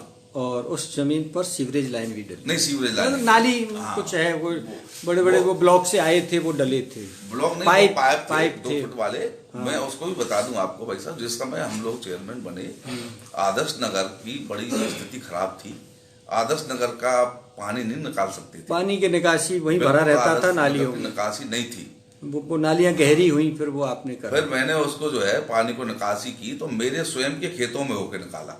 जो पानी पाइप डाला वो मेरे स्वयं के खेतों में होकर निकाला था। उस समय तक जो मेरे खेत थे वो पैदा कर रहे थे, फसल खड़ी थी। उनमें होती। उस समय पे फसल को उजाड़ते हुए मैंने उसको पाइपलाइन डाली थी उस समय पे। थोड़ा रुकिए यहीं पर। लोगों का ये कहना है कि जिस खेत में फसल थी उसका कन्वर्जन कैसे हुआ? नहीं, कन्वर्जन सबका होना था। नहीं, ऐसा बताते हैं कि कोई पत्रावली, मुझे टेक्निकल जानकारी नहीं है। नहीं, एक्चुअली देखो ये तो सारी एग्रीकल्चर लैंड को ही कन्वर्जन कराते हैं, तो उसका नाम ही एग्रीकल्चर लैंड से नॉन एग्रीकल्चर लैंड में जाना, वही कन्वर्जन है। कन्वर्जन क्यों कराते जब आवासीय होती? एक दर्शक आए हैं, आपकी सबसे बड़ी कमी आपकी हाँ करते करते और मना करते नहीं है, आजकल करते रहते हैं। कार्यकाल 5 साल पूरा कर दिया और कुछ नहीं किया, ऐसा क्यों? टाल मटोल की बताइए आपने कुछ ज्यादा। कोई दर्शक बताना चाहे कि मेरा ये काम था। अजय उपाध्याय जी, आप सीधे बात कीजिए। आपने भी जलेबी सवाल लिखा है, सीधा कहिए। नहीं कि ये है, पूछ सकते। इनके स्कूल के आगे, परशुराम विद्यालय के आगे गंदगी बहुत पड़ी रहती है, और ये हमेशा अनिल उपाध्याय जी के बेटे हैं। हाँ, मैंने उनका वो रखवाया था डस्टबिन वहाँ। वो डस्टबिन तो रख गया वो, लेकिन वो डस्टबिन ही इनके लिए समस्या बना हुआ। वो भर जाता है, उठाता है उसको, कोई है नहीं। भाई साहब ने कह के रखवाया कि भाई साहब इसको डस्टबिन रखवा दीजिए। लेकिन अब वहाँ क्या है कि गंदगी पड़ी रहती है, वो डस्टबिन से नहीं। उस समय तो भाई साहब डेली उठती थी। मैंने लिफ्टर मंगाया था। हाँ, सफाई होती थी। अब थोड़ी दिक्कत है इनको, काफी वास्तव में परेशानी। विद्यालय है, रोड भी है, कृषि विभाग का कार्यालय भी है। उनकी जेन्युइन समस्या थी। हाँ, कृषि विभाग का कार्यालय भी है, लोग भी आते जाते हैं। काफी जेन्युइन समस्या थी भाई साहब। मैंने उसी समय पे वहाँ एक कंटेनर रखवा के और उसमें व्यवस्था की, और उसमें जो है ना अपना जो ये आते थे कंटेनर लिफ्टर जो अपने आप को लोड करता था, वो मैंने लिया हुआ था। अच्छा। अभी ये जो मंडल अध्यक्ष बने, इनमें आपका क्या योगदान है? अपने हाँ, जो अभी भारतीय जनता पार्टी के जो बने, तो आनंद उपाध्याय जी तो शहर से बने, उनको भी मेरी बहुत बहुत शुभकामनाएं हैं। अच्छा। नहीं, आपका समर्थन था उनको? हाँ, समर्थन था बिल्कुल। क्यों, आनंद उपाध्याय जी जो थे उन्होंने हमेशा भारतीय जनता पार्टी का साथ दिया। मेरे चुनाव पे भी अपने समाज के अध्यक्ष थे उस समय पे, ब्राह्मण समाज के अध्यक्ष थे। उन्होंने हमारे निस्वार्थ भाव से पूरा सहयोग दिया था। बच्चू सिंह जी के चुनाव में भी पूरे समर्थन के साथ रहे, पूरा योगदान रहा था उनका। उसके बाद में दूसरा चुनाव हुआ, उस समय पे भी वो साथ थे। और अभी हमारी जो बहन ऋतु मनावत जी लड़ी थी, उस समय पे पूरा योगदान था। रंजीता जी के साथ उनका योगदान रहा है। चुनावों में तो काफी समय देते हैं, निष्ठावान कार्यकर्ता, निस्वार्थ भाव से, ये उनकी छवि थी। निस्वार्थ भाव से आपकी पटरी ज्यादा दिन क्यों नहीं चल पाई? किनसे? आनंद उपाध्याय जी से, जब उन्होंने आपका समर्थन दिया। नहीं, आज तक मेरी उनके साथ बिल्कुल बनी हुई है। नहीं, मैंने कभी उनके साथ कोई वो नहीं बोला होगा, कभी आज तक ना उन्होंने मेरे प्रति बोला होगा। अच्छा। कभी नहीं, कभी हमारी बिगाड़ तो हुआ ही नहीं। हाँ, ये जरूर था कि वो अपने कामों में व्यस्त हो गए। हाँ, वो अपने हो गए, फिर जयपुर बच्चों को पढ़ाने के लिए मैरिज होम बनाया था, उसमें बिजी रहे। तो वो एक उठना बैठना कम हो सकता है, ये कह सकते हो आप, लेकिन ऐसा नहीं है जी। थोड़ा सा आगे चले गए अजय उपाध्याय। अब की बार चेयरमैन बनो तो ध्यान रखें, जरूर लड़ेंगे या नहीं अब की बार? गंदगी का ध्यान रखें। थोड़ा सा वो गंदगी वास्तव में परेशानी है, वो पूरा जगह भी ऐसी नहीं, है। और भाई जी मैं आपको बता दूं, ये वास्तविकता है। इसी बात को लेकर हमारी चर्चा हो रही है कि आज गंदगी के ढेर लगे हुए हैं, और निश्चित आप ही के लिए इस बात को हम लोगों ने रखी है कि आज पैसा तो उठाया जा रहा है गंदगी सफाई का, लेकिन गंदगी की सफाई नहीं की जा रही है। इन लोगों को जेब भराई जा रही है, और बाकी कोई गंदगी से मतलब नहीं रह गया है। आज की तारीख में जितने कर्मचारी हैं भाई साहब, अपने सरकारी कर्मचारी इतने हो गए, सफाई कर्मी और आ गए, 40-40 की भर्ती हो गई, और उसके ऊपर से आप टेंडर देखिए आप कितने का लगाया जा रहा है, करोड़ों रुपए के टेंडर लगाए जा रहे हैं। क्या हो रहा है? घोटाला नहीं है, सीधा घोटाला चल रहा है।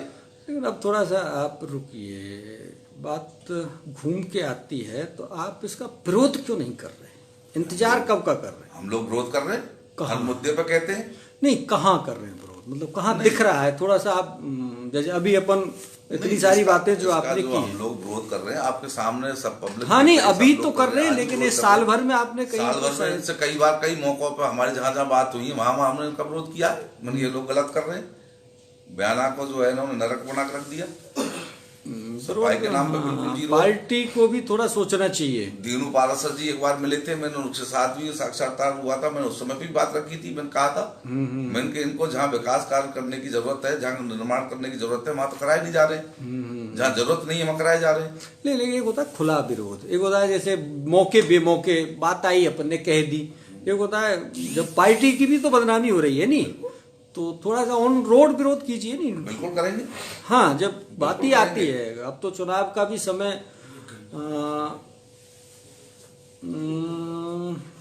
जी अजय उपाध्याय तो यूँ करो, मैं भी चुनाव लड़ना चाहता हूँ, मेरा समर्थन करोगे क्या? आपको एडवांस में बहुत बहुत बधाई भाई साहब, आप चुनाव लड़िए। हाँ, नई शादी हुई है, पहले अपनी शादी हुई है, नई ने थोड़ा घर परिवार बसा ले, फिर लड़ लीजिए चुनाव। अजय भाई, अब थोड़ा समापन की ओर बढ़ते हैं। आपके दिल में कोई बात ऐसी है जिसे बयाना की जनता से कहना चाहते हैं, या पूरा जिला सुने और आप बोले और पूरा जिला सुने, कोई ऐसी बात जो कहीं रखी हो?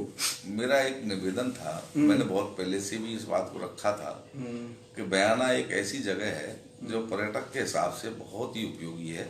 यहाँ पर्यटक के हिसाब से इसको रखा जाना चाहिए पटल पे। हमारे यहाँ दो चीज के लिए मैं निवेदन करना चाहूंगा। एक तो सबसे मुख्य चीज है अपने यहाँ पर्यटक के हिसाब से बंद बारेठा, हाँ अच्छी जगह है, और अपना किला, इन दोनों जगहों को डेवलप किया जाए। क्योंकि आप देखेंगे जहाँ आप देखोगे जहाँ पानी का रुकाव हो, पानी का साधन हो, वहाँ उसको पक्की बांध की पार को करके सीढ़ियाँ बना के उसमें डेवलप करके बोटिंग हो, लोगों का वहाँ एक आकर्षण हो, ऐतिहासिक स्थल भी है, कई सारे भी है, बहुत अच्छा जुड़ जाएगा। और इसको मैं चाहता हूँ कि आपको बर्ड सेंचुरी को लोग देखने आते हैं, घनाथ को देखने आते हैं, तो इधर भी आए, फतेहपुर सीकरी की दरगाह देखते हैं, राणा सांगा का स्मारक देखें, फिर बयाना को घूमें।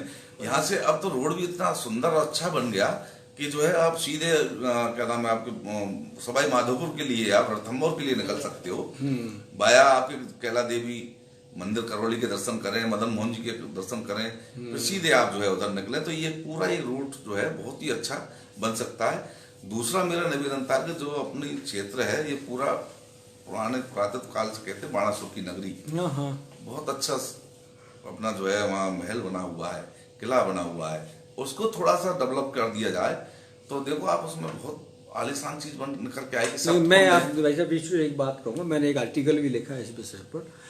बयाना लोग नहीं चाहते, बयाना क्या हो गया है, यूँ जाते हैं, यूँ कागज पकड़ाते, ज्ञापन दो, फोटो खिंचो, अखबार में छपो, यहीं तक सीमित रह गया बयाना। दूसरी एक बात आती है जो आप कह रहे हैं, जब तक इंसान के तौर पर इंसान अपने आप से प्रेम नहीं करेगा या अपने शहर कस्बे और अपनी जगहों से प्रेम नहीं करेगा, जब बयाना के लोग ही उन जगहों को नहीं जानते हैं, नहीं किसी से ही पूछ लो ना, अभी बाबर की छतरी कहाँ है, अकबर की छतरी कहाँ है, बयाना के लोगों को नहीं पता है। नहीं पता। जब तक हम अपनी ये जो स्पिरिचुअल चीजें हैं, जो ऐतिहासिक धरोहर हैं, इनका संरक्षण तो दूर की बात है, इनको बढ़ावा दे। घर पे कोई नाते रिश्तेदार आया और अपन उसको ले गए अकबर की छतरी दिखाने, बाबर की छतरी दिखाने, जजरी दिखाने, तो उसको भी जानकारी मिलेगी।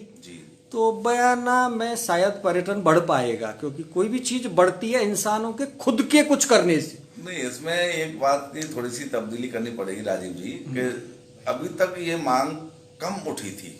ये आपने जब उस समय उठाई थी स्टार्टिंग में, आपको ध्यान होगा कि एक जो है फोटो आया था, वो काफी चर्चित रहा है फोटो, वो बहुत नेताओं के पास पहुंचा है, पूरा किले का उसका देखा था। और उसमें आप बहुत बढ़िया एक लेख लिखा था पूरा, हाँ। पूरा लेख लिखा था। तो उस समय जो है ना, इसको पटल पर लाने की कोशिश की गई है। उससे पहले तो बिल्कुल चर्चित ही नहीं थी, हाँ, चर्चाओं में नहीं करता था। हाँ, आज उसको लेकर बच्चू सिंह जी ने भी रखी थी बात, आज भी रखी जा रही है बात, और ये हमेशा बात उठेगी। तो निश्चित तौर से हमारा मानना है कि एक दिन ये पूरी जरूर होगी। हाँ होगी, लेकिन मैं जो जोड़ना चाहता हूँ वो ये है कि लोग अपनी जगह से प्रेम करें। पहले जब लोग प्रेम करेंगे, आप अपने नाते रिश्तेदारों को, इन इतिहासों को दिखा दीजिए, तो उन तक तो मैसेज कन्वे हुआ, वो किसी दूसरे से कहेंगे, वो आगे बात चलेगी। इस बात में कितनी सच्चाई है कि एक दिन आप में और बच्चू बंसीवाल में आपके घर पर तगड़ा झगड़ा हुआ था। थोड़ा सा बोलिए, अब अंत करना पड़ेगा। नहीं, गलत बात, आज तक कोई झगड़ा नहीं। देखो, आपने सारी चीजों को डिनाई किया है, मेरे पास सारी चीजों के, क्योंकि मैं अपुष्ट पत्रकारिता नहीं करता मैं। अच्छा, एक बात बता, मैंने आपसे कहा आप 10 बजे दिल्ली में वहां थे, इसका मतलब आप थे। एक चीज बता दूं राजीव जी, हाँ। नहीं, आप डिनाई तो किसी भी चीज को कर सकते हैं। नहीं कर रहा मैं, बच्चू सिंह से कोई झगड़ा कर ही नहीं सकता यार। नहीं, बात तो सही है, वो आदमी ऐसा नेचर का है कि उससे झगड़ा हो ही नहीं सकता। नहीं, लेकिन फिर जब 2-2.5-3 साल बाद बिगड़ने लगी कह सकते हो, ये चीज कह सकते हो कि हमने कोई बात रखी उनको, झगड़े की नहीं कह सकते, क्योंकि झगड़ा तो इसलिए नहीं हो सकता कि बच्चू सिंह ऐसा पर्सनैलिटी है कि उससे झगड़ा इसलिए नहीं हो सकता। आप उससे सहज कह सकते हो, बहुत सहज है। हाँ, तो इतना सहज आदमी हो गया शाम को 8-9 बजे बाद हो नहीं, कभी नहीं हुआ, कोई झगड़ा ही नहीं हुआ। नहीं, कुछ कहा सुनी तो हुई थी उनसे, किसी न किसी कार्यकर्ता के कार्य को लेकर हम लोग भले ही उनसे ऊपर आवाज में बोल सकते हैं, कह सकते हैं अपनी बात को, लेकिन बच्चों से ने कभी झगड़े की या ऐसी कोई बात नहीं। झगड़े से मतलब जैसे आप आक्रोशित हो गए हों और नाराजगी हो जाती है, कोई काम कार्यकर्ता कह रहा है बार-बार, नहीं, इक्का दुक्का लोगों का कहना है कि आपकी टॉकिंग उनसे थोड़ी नहीं वैसी रहती थी। नहीं ऐसा लोग कहते हैं, नहीं, गलत कहते हैं। अच्छा, वो बेचारा शरीफ आदमी था। नहीं, इसमें मैं उनकी दो चीजें मैंने कही है। बच्चू सिंह जी की व्यक्तिगत पर्सनैलिटी जो है, मैं ये कहता हूँ आज की तारीख में लोगों को ये महसूस हुआ है, ईमानदारी की बात ये है कि यार बच्चू सिंह जैसा विधायक नहीं हो सकता, क्योंकि बच्चू सिंह एक ऐसा आदमी था जो साफ नेचर का, शरीफ आदमी। उससे किसी आदमी ने 4 बात भी कह दी, रास्ते चलते भी उसकी गाड़ी को रोक लिया, कहा उससे, तो उसने गौर किया और उस काम को कराने की कोशिश की। हाँ, नहीं, वो सहज रहते थे। और झगड़े का तो उनके साथ तो किसी का भी नहीं हो सकता, मैं कहता हूँ आपसे, वो झगड़ा कर ही नहीं सकते, क्योंकि उनका नेचर ही नहीं था झगड़ा करने का। आपके घर ज्यादा नहीं आते तो दोबारा टिकट मिल जाता, इसमें कितनी सच्चाई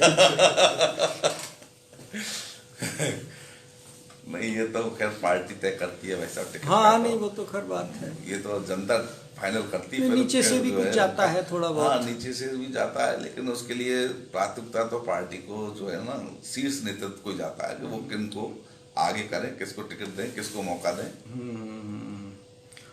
टाइम बहुत हो गया भाई साहब, कम सोचा था, 8 बज गए।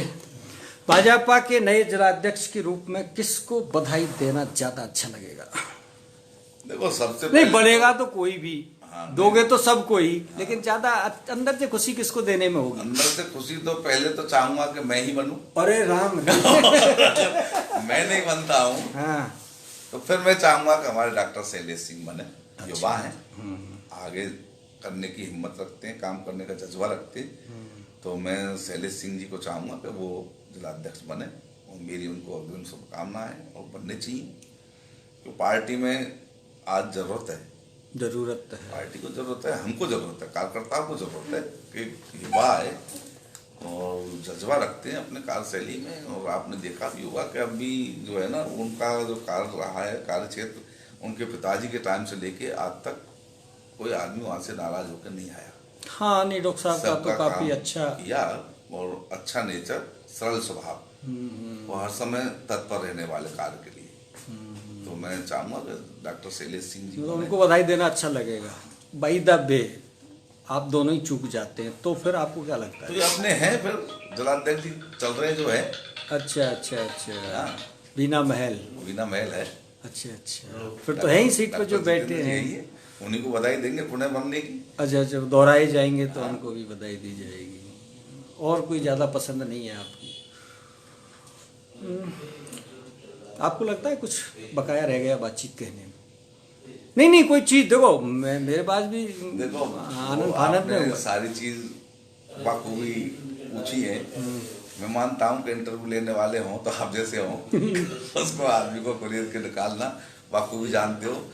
और मैं भी आपसे पहले से ही परिचित हूँ कि राजीव जी के सामने बैठने का मतलब है कि आपको पूरी तैयारी करनी पड़ेगी। नहीं, अब थोड़ी होनी चाहिए। साहब कोई से बात करो भाई।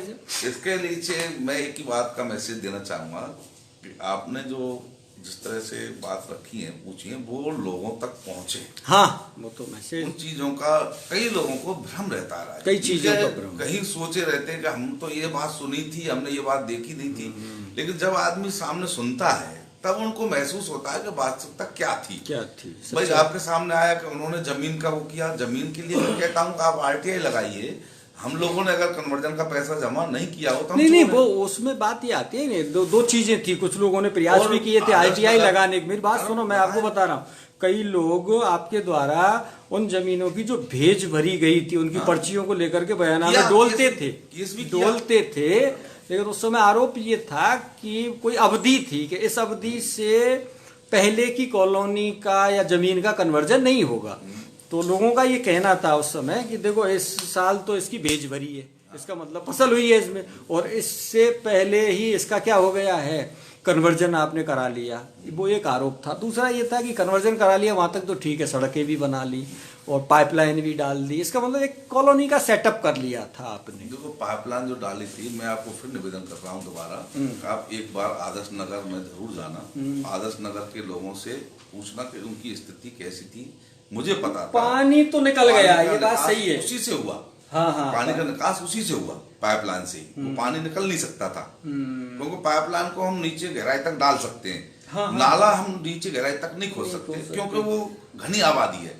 उनकी रोडें 20 फीट की चौड़ी है, 15 फीट की चौड़ी है, 18 फीट की चौड़ी है। उसमें अगर नाला हम लोगों ने ज्यादा गहरा डाल दिया तो निश्चित तौर से हादसा होता। तो हमारी सूझबूझ ये रही थी कि इसमें 2 फीट का पाइप डालें और वो गहरा डाल दें जिससे पानी आसानी से निकल जाए। वो उनके हल के लिए था। हमारा उसमें आज भी कोई इन्वॉल्वेशन नहीं है। मेरा मकान उस सीवरेज से दूर है, वो तो इधर है, कम्युनिटी से अलग है। मेरा तो मानस था कि हमारे जो लोगों ने साथ दिया है, इन्होंने बड़ा सोच के काम किया कि हमको चुनाव में कि भाई इनकी हमें मदद करनी है। तो हम लोगों ने भी उनके कन्वर्जन कराने से लेके उनके पानी की निकासी के लेके समुचित व्यवस्था की, क्योंकि उन लोगों को वहाँ रहना था। भाई मेरा सोचना ये रहता था राजीव जी उस समय पे भी कि जो आदमी मकान बनाता है गांव से आके, उसके पीछे उसकी 2 समझदारी सोच रहती है। एक तो उसका सबसे पहला उद्देश्य रहता है कि मैं यहाँ से निकल के और शहर में जाऊंगा, शहर में मेरे 2 काम रहेंगे। एक तो बच्चों को पढ़ा पाऊंगा, शिक्षा गांव की अपेक्षा शहर में ज्यादा अच्छी है। दूसरा उसका कहीं जॉब रहता है तो वो आदमी कभी रात की ट्रेन से आता है तो गांव तक नहीं जा पाता। तो उसका काफी लोग आए, बयाना डेवलप हुआ है। वो इसी कारण से हुआ कि उनको कहीं बाहर जॉब है, रात की ट्रेन से उतरना है, फिर वहां से जो है उनको वापस अपने गांव जाना है। तो उन्होंने कहा यार क्यों ना एक छोटा सा प्लॉट लें। तो ये लगाइए आप अंदाजा कि वो प्लॉट लेने में अपनी सारी पूंजी लगा देता है, हाँ, मकान बनाने तक। अब उसको ये भी सुविधा नहीं मिले कि वो जो गांव में कीचड़ में गंदगी में रह रहा था, यहाँ आके तो कम से कम उसको सफाई मिले। तो वो हम लोगों ने की सोच रही थी कि कम से कम अपना शहर स्वच्छ रहे, साफ सुथरा रहे। ये पानी का आलम बढ़ा रहता है, ये पानी की निकासी नहीं है। इस पानी की निकासी के लिए ही हमने इसको सीवरेज डाल के, पाइपलाइन डाल के निकाला पानी, और वो आज सुखी है। आदर्श नगर देख लीजिए आप। हाँ, नहीं, पानी के निकासी की व्यवस्थाएं हो गई है। चेयरमैन की तनख्वाह कितनी है? उस समय 5000 रही थी, उसके बाद शायद 7000 है। अब 7 हो गई है, उस समय 5000 थी। तो आपके घर में केवल 3 लाख रुपए आए 5 साल में? हाँ, जो भी बना होगा। नहीं, वो 3 लाख ही होते 5 साल के, पर पंजे 60, तो 1 साल के हो गए 60,000 रुपए, और 5 साल के मिला करके 3 लाख रुपए मात्र। 3 लाख रुपए के लिए इतना पंगा लिया था? नहीं, तनख्वाह के लिए नहीं लिया। अच्छा। वो हमने जो काम किया वो केवल और केवल इस बात के लिए किया कि हम लोग अगर राजनीति में आते हैं और हमारे प्रयासों से किसी का भला होता है तो उसमें आदमी को सुकून मिलता है। अच्छा। हम लोग कोई काम करने जा रहे हैं। मैंने एक आपका कुछ दिन पहले ही वीडियो देखा था, और मेरी 2 दिन से मनसा थी मिलने की राजीव जी आपसे। एक मैंने देखा था कि रोटी वाले बाबा। हाँ, रोटी वाले बाबा। भाई साहब मैं आपको क्या बताऊं कि उनकी कैसी वो रही होगी, अपने हाथ से वो खाना बनाते हैं। हाँ, बाबा अपने हाथ से खाना अपने हाथ से बनाते खाना हैं। बनाते और जब मैंने उनको बाबा को देखा था आपके उस पर, हम्म, तो मैं भी गोवर्धन महाराज की परिक्रमा देता हूँ, जाता रहता हूँ। दंडौती भी हम लोगों ने दी थी पति पत्नी ने, और लगभग हमारे घर परिवार से हर महीने कोई ना कोई जाता ही है। पहले मेरा छोटा भाई सप्ताह में जाते सप्ताह में रहता है, जाते हर थे, सप्ताह परिक्रमा देने थे, सप्ताह परिक्रमा देते थे। ऐसा मैंने सुना है। हाँ, तो गिरिराज जी हमारे इष्ट हैं, तो वहाँ जाके हम लोगों ने भी कई बार प्रयास किए थे बाबा से जुड़ने का। तो आज मैं जैसे ही रिको आया था, तो हमारे पड़ोसी हैं शकुंतला स्टोन वाले, उनसे मेरी बातचीत हो रही थी इस बात को लेकर। मैंने कि यार एक काम कर लिया जाए कि हम लोगों को हर महीने जाने का एक मौका मिलेगा कि हम बाबा से बात करें कि बाबा हम ज़्यादा नहीं कर सकते, हाँ, लेकिन एक दिन का खाना हमारी हमारी तरफ तरफ से से वो स्थायी हो जाए, महीने तो में एक दिन। महीने में एक दिन, तो महीने में एक दिन अपन खाना खिलाएंगे वहाँ के, तो हमें एक तो है कि जाने का मौका मिलेगा। हाँ, उस बहाने उनसे तो मिलने का। पहली बात तो कोशिश करें हम लोग परिक्रमा करें और रात को रुकें। और दूसरा, अगर हमारे हिसाब से अगर अर्जेंसी है काम की, नहीं रुक सकते, तो कम से कम दर्शन हम लोग दर्शन, हाँ, वहाँ हो जाए, वहाँ तक चले तो जाए। हमें दोहरा लाभ मिलेगा कि हमारे कुछ तो पुण्य कर्म हुए, कुछ हमारे वहाँ जाके दर्शन हुए, और कुछ आप जानते हो कि अब ये गृहस्थी में रह के आदमी की कितनी हाँ, कितने मनोइच्छाएं होती हैं, बिल्कुल सही है। लेकिन ईश्वर इच्छा है वो सर्वोपरि है, जैसा भगवान चाहेगा वैसे ठीक है। लेकिन मेरे को लगा था कि ये जो आपने लाइव चलाया था ये बहुत ही सराहनीय कार्य था। हाँ, नहीं, बहुत लोगों ने देख रहे बाबा हैं, जो है इतनी तपस्या कर रहे हैं, इतना कुछ कर रहे हैं, तो उनके साथ हमें भी खड़ा होना चाहिए, खड़ा होना चाहिए, जितनी हाँ, हमारी हाँ, सामर्थ्य है। बिल्कुल बिल्कुल सही बात है। हमारी जितनी सामर्थ्य हो उतना हमें भी करना चाहिए। इन चीजों से देख के लोगों को लगता है। तो आज का जो हमारा इस तरह का जो वार्तालाप हुई, उससे लोगों में भी मैसेज आएगा कि क्या बात हुई है, हाँ, और हमारी नजर में क्या थी और हकीकत में क्या है। आपने समाज की बात रखी थी, मैंने हर मन से कहा, मैं आपके सामने आज भी हाथ जोड़ कर नतमस्तक हूँ। मैं तो मेरे बच्चों से भी कह के जाऊंगा, और मैंने कहा भी है कि समाज ने हमारे लिए सब कुछ दिया है। जब आपके साथ में पहली स्टेज पर जब हम लोग चुनाव की इच्छा ही नहीं थी, लड़ी नहीं रहे थे, हमारा कोई मतलब नहीं था, हम राजनीति में नहीं थे। सबसे पहले ब्राह्मण समाज ने आके हमें अग्रसर किया कि भाई आपको लड़ाना है और लड़ना है, वो भी आदर्श नगर से। सबसे पहले तो आदर्श नगर के मेरे जो पड़ोसी हैं अड़ोसी हैं उन्होंने अग्रसर किया, उन्होंने सब लोगों को जोड़ा। तो मैं हमेशा ब्राह्मण समाज का ऋणी रहूंगा, और बिल्कुल चाहूंगा कि मेरे से कभी भी कोई काम है और इस लायक समझते हैं तो मैं अग्रसर हूँ और आपको साथ हूँ।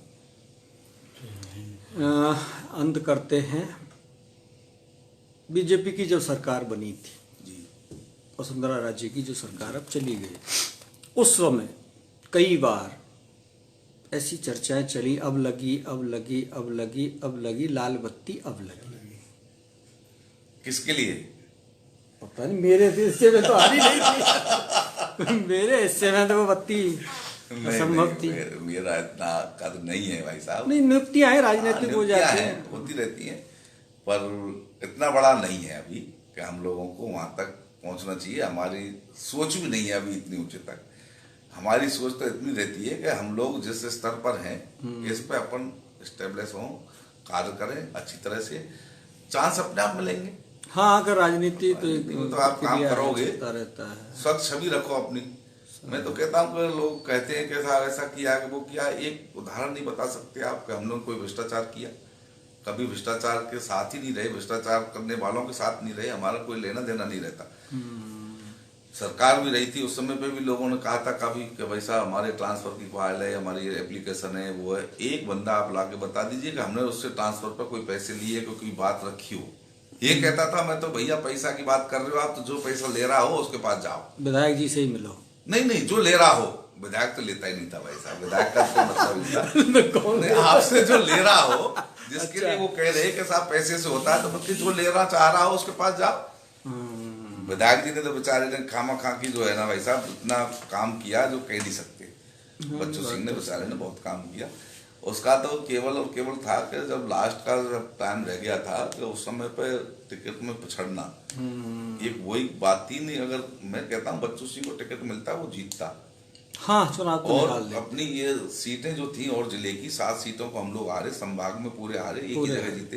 हाँ। ये स्थिति नहीं होती, क्योंकि उसका एक नेगेटिव मैसेज नेगेटिव मैसेज, वो कम्युनिटी मैसेज चला गया था, वो कम्युनिटी मैसेज हो गया था। मैसेज गया, और उसमें पूरा समाज जो है ना, हाँ हाँ, वो 2-3 चुनाव देख लीजिए आप। हमारे यहाँ बहुजन समाजवादी पार्टी का वोट बैंक 20,000 21,000 तक आता था हर बार। इस बार आपका 3,000 से नीचे रह गया। हाँ, वो लोगों का मन उछट गया है एक ही कि जगह हो नहीं, गया। नहीं, नहीं, नहीं, बिल्कुल सही बात है। मेन फैक्टर ये था, और 2 ही सीधे डायरेक्ट फाइट रह गई आपकी, बीजेपी और कांग्रेस। फिर भी हम लोग अपना उसमें ये नहीं मानते कि हम लोग चुनाव हारे। हम लोग चुनाव नहीं हारे, हम लोग चुनाव जीते। हाँ, फर्जीवाड़ा जो हुआ, फर्जी मतदान, उससे हम लोग चुनाव हारे। हाँ, नहीं, वो कुछ ऐसे जो कारण 95% 98% तक पोलिंग पहुंच गए। बिल्कुल बिल्कुल बिल्कुल।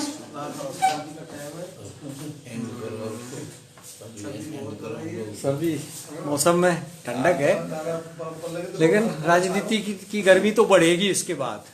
बिल्कुल, मौसम में तो गर्मी गर्मी आएगी, और राजनीतिक लोग देखेंगे भी। हाँ, देखेंगे। और अपना इलेक्शन आ रहा है, पहले तो पंचायती राज का इलेक्शन आ पंचायती रहा राज में है। हम लोग पूरी मेहनत करेंगे, दमखम लगा देंगे। पूरी पार्टी संगठित है, सब लोग। अभी माननीय राजेंद्र सिंह राठौर साहब ने मीटिंग ली थी। हाँ, बैठक ली हाँ, है। बैठक लेके सारा कुछ तय किया है, रोड मैप तैयार किया है। अभी जो है ना 18 तारीख को लॉटरियां निकलेंगी। एक आखिरी सवाल है रोनू उपाध्याय का, आप नगर पालिका का चुनाव लड़ेंगे अगला? रोनू जी भाई साहब, ये तो समय बताएगा, उस समय क्या स्थिति परिस्थिति आती है। उस समय अगर अनुकूल लगा कि हमें लड़ना चाहिए तो बिल्कुल आपका आशीर्वाद लेंगे, आपका साथ लेंगे और लड़ेंगे। और ऐसा लगा कि नहीं, हमारे अनुकूल नहीं है, क्योंकि सबसे पहले तो उस समय चुनाव के टाइम पर देखा जाता है कि अभी सीटें कैसी निकली हैं, सीटों पर क्या क्या वो है समीकरण। क्योंकि आज चुनाव जो होना है रोनू जी भाई साहब, वो पार्षदों से होना है। हाँ हाँ, फाइट सीधी हाँ, नहीं वो है। पहले चुनाव था, वो था अपना सीधा जनता से। जनता का चुनाव है, वो बहुत टिपिकल चुनाव है। और ये चुनाव है, ये दूसरे तरीका का चुनाव है। पत्नी के अविश्वास को रोकने के लिए कोई ऐसे 3 पार्षदों के नाम बताइए जिन्हें आप नहीं खरीद पाए। एक ने तो बताए, एक चेयरमैन ने तो बताए हैं। नहीं, उस समय तो कोई बिकाई नहीं। और जब कोई बिकाई नहीं तो वैसे बिकाई नहीं। भोजन करने गए थे। अब ये तो उसको पता होगा, उसने भोजन कराया। लेकिन मैं तो कहता हूँ, मेरे यहाँ के तो कोई नहीं बिका। मेरे से तो किसी ने पैसा नहीं लिया। भाई, मेरे से किसी ने पैसा लिया होता तो मैं बताता कि ये बिकाऊ है। उस समय पे किसी ने पैसा नहीं लिया मेरे से, तो मैं कैसे कह सकता हूँ कि वो बिकाऊ है? बिकाऊ नहीं है।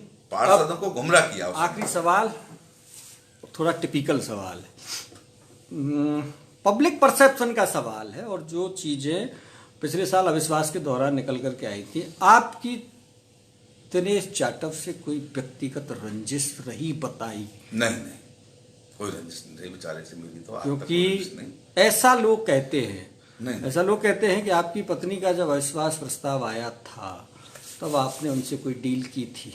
नहीं की कोई? गलत है, ऐसा अच्छा। नहीं है। और ये मैं बात स्पष्ट आपसे बता दूं आपके माध्यम से, हाँ। सब लोगों को भी, कि जो 2015 का चुनाव हुआ, ऐसी सीट थी, मुझे ही नहीं लगा, पूरी बयाना की जनता को हाँ, इस बात में कोई शक कि नहीं। दिनेश पार्षद बनता तो चेयरमैन बहुत ही अच्छा रहता, तो उसकी जगह लग रही उनकी पत्नी। तो उसमें कोई अंतर नहीं था। मीना जी और दिनेश जी में कोई अंतर नहीं था। और मेरा कोई रहा होता तो उस समय पे भी मैं उनसे हाथ नहीं मिलाता, उनका सपोर्ट नहीं करता। अगर रहता तो मैं उस समय पे भी बोल सकता था कि भैया जी आपको नहीं, हम किसी और को सपोर्ट करेंगे। क्योंकि मेरा उनसे कोई ऐसा रहा ही नहीं। क्योंकि उस समय पे भी जब हमारी पत्नी का विश्वास आ रहा था तो दिनेश जी कहीं डगमगाए नहीं, किसी के साथ गए भी नहीं, घर ही रहे। घर ही रहे अपने। दिनेश जी बिकाऊ में से नहीं रहे। नहीं, वो आदमी जेंटल है, पति पत्नी आदमी जेंटल है, स्वाभिमानी आदमी। हाँ, इसमें कोई शक नहीं। अपनी परेशानियां मैं झेल रहे मानता हूं हैं। कि आज उनकी परिस्थितियां जो रही, आप देखेंगे कि उनका एक बच्चा तो MBBS कर रहा है और दूसरा बच्चा है उसको अभी जॉब मिला है, वो शायद जयपुर में मिला है उसको। 2 बच्चे हैं, 2 हाँ, बेटा नहीं, है। अच्छे हैं। तो देखो, ईश्वर उनकी सुनता है। हाँ, ईश्वर तो दे रहा है। हाँ, ईश्वर उनका साथ दे रहा है। पत्नी भी अब मेहनत करके अपना एक बुटीक चला रही है। उस समय पे भी मेहनत करती थी, ऐसा नहीं। उनका नेचर, स्वभाव हसमुख उन्होंने जो बताया था तो मैं देख रहा था लाइव पे कि भाई जो उस समय की पार्षद थी, महिला पार्षद, उनको तो साथ देना चाहिए था, उन्होंने बोला है। हाँ बोली है। क्योंकि उनके साथ उनका काफी मिलना जुलना रहता था। हाँ तो उनके अंदर दर्द काफी था, ये बात तो हाँ, इस बात का दर्द रहना भी था, क्योंकि वो तो कम से कम कह ही सकती थी। पर उनको दर्द होना स्वाभाविक था कि मेरा कोई कसूर नहीं रहा, और इस तरह से जो बात हुई तो वो लोग अब प्रत्यक्ष में पता लगा सब लोगों को कि ये जो ले जाया गया किसके लिए ले जाया गया, बयाना के विकास के लिए कि पर्सनल व्यक्ति विशेष के विकास के लिए, उसका विकास हो रहा है आज। प्रवेश चौधरी के चेयरमैन बनने से धर्म सिंह चौधरी को कितना आर्थिक नुकसान हुआ? आर्थिक नुकसान तो कुछ हुआ, पर उसमें ज्यादा लंबे समय नहीं रहा। 2010 में इलेक्शन था, 2010 में हमारा काम चल रहा था यूपी में, लखनऊ, नोएडा, वहाँ हम लोग काम कर रहे थे। हाथी बना रहे थे, हाथी भी बने थे और कुछ पार्क भी डेवलप हुए थे। तो उस समय पे काम चल रहा था, तो मैं वहां से आया था अपने बयाना। तो ये मई की बात थी, तो मैं 27 मई को यहाँ आया था, 26 मई को, 26 को आया था, 27 मई को हम लोग गोवर्धन परिक्रमा करने गए। 5 लोग थे मेरे साथी, ड्राइवरी मैं ही कर रहा था, ड्राइविंग मैंने की थी। तो हम लोग परिक्रमा करके 28 तारीख को सुबह वापस रिटर्न हो रहे थे। सुबह सुबह मॉर्निंग में लगभग 5:30 का 6 का टाइम रहा होगा, अपने बीरमपुरा पर जाके गाड़ी का एक्सीडेंट हुआ। मुझे भी नींद आ गई थी, नींद की झपकी आई, गाड़ी नीचे उतर गई और एक्सीडेंट हुआ। एक्सीडेंट में मेरे पैर में फ्रैक्चर आया। तो उस समय पे जो है मैं घर बेड रेस्ट पे था। तो लोगों ने उस समय पे ज़्यादा प्रेशराइज किया कि यार अब तुम चुनाव लड़ो, बात आ रही थी चुनाव की। तो धीरे धीरे अपना पैर भी ठीक हुआ, चुनाव भी लड़े। लेकिन जैसे ही अपन का 1 साल तक तो हम लोग ज़्यादा उलझनों में उसमें पड़े रहे। वहाँ का कारोबार भी डिस्टर्ब हुआ, नुकसान भी हुआ, क्योंकि वहाँ जाना नहीं हो पाया। फिर उसके बाद मेरा छोटा भाई वीरेंद्र था, तो उसको मैंने आगे किया, पूरा व्यापार उसके हाथ में सौंपा और उनको समझाया, बताया कि भाई अब इसको ऐसे ऐसे करना है। तो 1 साल के बाद उन्होंने पूरा सेटअप कर लिया। फिर ज़्यादा परेशानी नहीं आई। 1 साल जरूर परेशानी आई थी और उसमें भी काफ़ी नुकसान हुआ। नहीं वो सवाल को थोड़ा आप ज्यादा जो जलेबी मत बनो। मेरा मतलब तनख्वाह मिली 3 लाख रुपए जी, और जैसा लोग कहते हैं कि आप अपने मुंह से कहते बताए कि चेयरमैन बनने में कम से कम 1 करोड़ रुपया मेरा खर्च हुआ, तो 97 लाख की भरपाई कहाँ हुई? पैसा वो चुनाव पार्षदों का नहीं था, लेकिन जनता में भी आपने जनता का पैसा 6 महीने नहीं लेती है, लेकिन आपने एक की ही कार्यक्रम में 41,000 रुपए दिए थे। बच्चों का एक कार्यक्रम था, कोई सम्मान समारोह था, उसके लिए आपने। ऐसा तो अब भी चलता, चुनाव से पहले भी था और भी है वो। अब थोड़ा कम हो गया उससे, उन दिनों तो ज्यादा 6 महीने तो पता नहीं कहाँ क्रिकेट प्रतियोगिताएं हुई। पार्टी लेवल पे भी कार्यक्रम आते हैं, तो हम सब लोग अपने आप में शेयर करके ही उन कामों को करते हैं। उस समय पे भी था, तो ऐसा नहीं है कि हम लोगों ने उससे वसूली करनी हो, उसके लिए हम लोग लड़ रहे हो चुनाव, क्योंकि हमारा कारोबार ऑलरेडी यहाँ था, हमारा बिजनेस यहाँ ऑलरेडी था। बयाना रूपबास सुरक्षित विधानसभा क्षेत्र है। 2023 में भरतपुर जिले की किस सीट पर नजर है? अभी तो कोई नजर नहीं थोड़ा सा होता है, नहीं ऐसा तो नहीं है कि आप दिल में कोई इच्छा नहीं हो। इच्छा रहती है, हर आदमी की रहती है, लेकिन जिले की सीमा में रहेगी, क्योंकि ये तो सुरक्षित है। हाँ, ये सुरक्षित है, और आगामी जब भी जनरल होगी तब अपन अपना भाग्य आजमाएंगे। जनरल जब होगी तब तक वेट करेंगे, बीच में इधर उधर जाने का कोई मानस नहीं, और हमें जाना भी नहीं चाहिए। हाँ, सब जगह के अपने अपने लोग हैं, सब जगह के अपने यहाँ इंतजार करना चाहिए।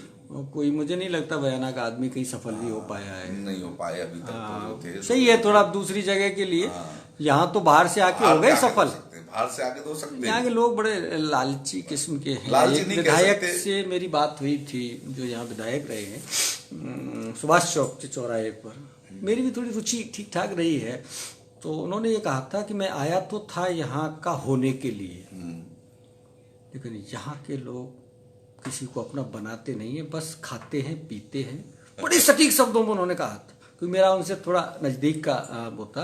उन्होंने कहा आया तो था मैं यहाँ का होने के लिए, लेकिन यहाँ के लोगों को होने से कोई मतलब नहीं है, बस फार्म हाउस आ जाते हैं, खाते हैं पीते हैं और बस ले जाते हैं। जो कुछ भी, थोड़ा अच्छे शब्द उन्होंने उपयोग नहीं लिए थे। अब उस समय वैसा हम लोग तो राजनीति में सक्रिय नहीं थे। हाँ हाँ। उस समय ज्यादा हमें पता भी नहीं रहता था कि क्या चल रहा है, क्या हो रहा है, क्योंकि हम लोग तो 2010 में ही चुनाव में आए थे, राजनीति में सक्रिय उसी समय से हुए। उससे पहले तो अपन इतना सक्रिय नहीं थे। हाँ, भारतीय जनता पार्टी में जरूर हम जुड़े हुए थे उस समय पे भी, लेकिन सक्रिय नहीं थे। तो ज्यादा हमें पता भी नहीं कि कौन खाने जाता है, कौन पीने जाता है, कौन बैठने जाता है, क्योंकि हम इंटरेस्ट भी नहीं रखते थे। हाँ, नहीं सही बात। अपना कारोबार में ही ज्यादातर रहते थे। चुनावी माहौल जब हुआ उस समय पे हम लोग साथ हो गए, चुनाव खत्म हो गया, अपने अपने काम पे लौट गए, अपना कारोबार। आपको क्या लगता है बयाना से कोई आदमी थोड़ा प्रदेश तक भी नहीं पहुंचा है राजनीति करते करते? बयाना यही सीमित क्यों रह जाते हैं यहाँ के लोग? नहीं, बयाना से अपने जो चुनाव के बाद में जो स्थिति आती है ना, उसमें हमारे यहाँ से प्रदेश लेवल पे नेतृत्व तो इसलिए नहीं संभाल पाते लोग, क्योंकि सबसे पहले तो जिले लेवल की बात आती है, प्रदेश पर तब पहुंचोगे आप, और जिले हेडक्वार्टर पे बहुत लोग हैं जो सीनियर हैं। नहीं, यहाँ एक बात कहते हैं धर्म सिंह जी, लोग कहते हैं कि आदमी ठग के ठाकुर बनता है। हाँ। यहाँ लोग चाहते तो बहुत कुछ है, लेकिन उसके लिए जितना कुछ करना चाहिए उतनी एफिशिएंसी उनके अंदर नहीं है। देखो, इसके पीछे दो चीज है, आपको समय भी देना पड़ेगा। हाँ, पॉलिटिक्स एक पॉलिटिक्स में आपको रहना है तो समय देना पड़ेगा। समय अगर आप दे पाओगे तो निश्चित तौर से आप देखिए, हमारे बीच के कार्यकर्ता थे और आज प्रदेश के महामंत्री माननीय भाई। हाँ, नहीं, वो मैं अपन थोड़ा बयाना की ज्यादा बात कर रहे हैं, तो आज उनका कद जो बढ़ा, हाँ, समय दिया, मेहनत 24 घंटे पॉलिटिशियन वर्कर है। डॉक्टर दिगंबर सिंह जी पहली बार चुनाव लड़े थे, विधायक बन गए, मंत्री बने, उन्होंने पूरा संभाग दर्जा दिलाया, सारा काम किया। माननीय भाई जवाहर सिंह बेड़म साहब हैं, बिल्कुल अपने गांव से आते हैं, बेड़म गांव से आते हैं, और आज प्रदेश की राजनीति में अपना दखलंदाजी रखते हैं। अभी आपने जो एक बात कही कि आप शुरू से ही बीजेपी में थे, अखबार की एक खबर को छोड़ भी दिया जाए कि आपकी पत्नी युवक कांग्रेस की सदस्य थी, वो जो भी है, आपका बैकग्राउंड कांग्रेस का बताते हैं। नहीं, मैं कांग्रेस में नहीं था, और मेरा जो मानना था वो, हम लोग, मेरे पिताजी भी, हम भी सब बीजेपी को बिलोंग करते थे। छोटे चुनावों में अपन देखते थे कि जब अपने पार्षद के चुनाव होते थे, तो जो कहीं हो जाता है, उसमें अपन जो है बीजेपी के ही साथ रहते थे, ऐसा नहीं। लेकिन जब सक्रिय उसमें नहीं थे और कभी कोई ऐसा चांस आया, मैं बड़े स्पष्ट कहने वाला नहीं, देखा कि यार ये जो आदमी है अपने परिवार से ताल्लुक रखते हैं और उसको टिकट कांग्रेस का है। हाँ, तो सही होता है, स्थानीय में तो होता है, हो जाती थी कि पार्षद के चुनाव में उसका साथ देना, क्योंकि वो फिर मामला आ जाता था फैमिली मेंबर का, वो छोटा चुनाव होते थे अपने बयान। आपकी पत्नी का अविश्वास प्रस्ताव कांग्रेस के लोगों ने बचाया था, इसमें कितनी सच्चाई है? कांग्रेस के लोगों का ही नहीं, उसमें जो भी आदमी बयाना का विकास चाहता था उसका पूर्ण रूप में सहयोग था, सपोर्ट था कि हमारा बयाना का विकास तभी हो पाएगा जब यही अगर रहेंगे चेयरमैन। तो उस बात को लेकर पार्षद गए नहीं। अविश्वास प्रस्ताव बच जाने के बाद एक कार्यक्रम आयोजित हुआ था नगर पालिका में जी, उसमें कौन आए थे? माननीय विजय सिंह सुपा जी आए थे, उनको मैंने बुलाया। ना वो उससे पहले आए, ना वो उसके बाद में आए। बताऊं आपको, उसकी बात भी बताता हूँ। वो पशुधन विकास बोर्ड के चेयरमैन बने, सरकार कांग्रेस की थी, माननीय गहलोत साहब मुख्यमंत्री थे, और उस समय पे जो है ना कुछ राशि वितरण होना था, तो उसके चेक वितरण होने थे। तो उस प्रोग्राम के लिए मैंने उनको बुलाया था। मैंने कि भाई साहब, आप जो है सादर आमंत्रित हैं, और उसमें भारतीय जनता पार्टी के भी विधायकों को बुलाया, सबको बुलाया था, उनको भी बुलाया था।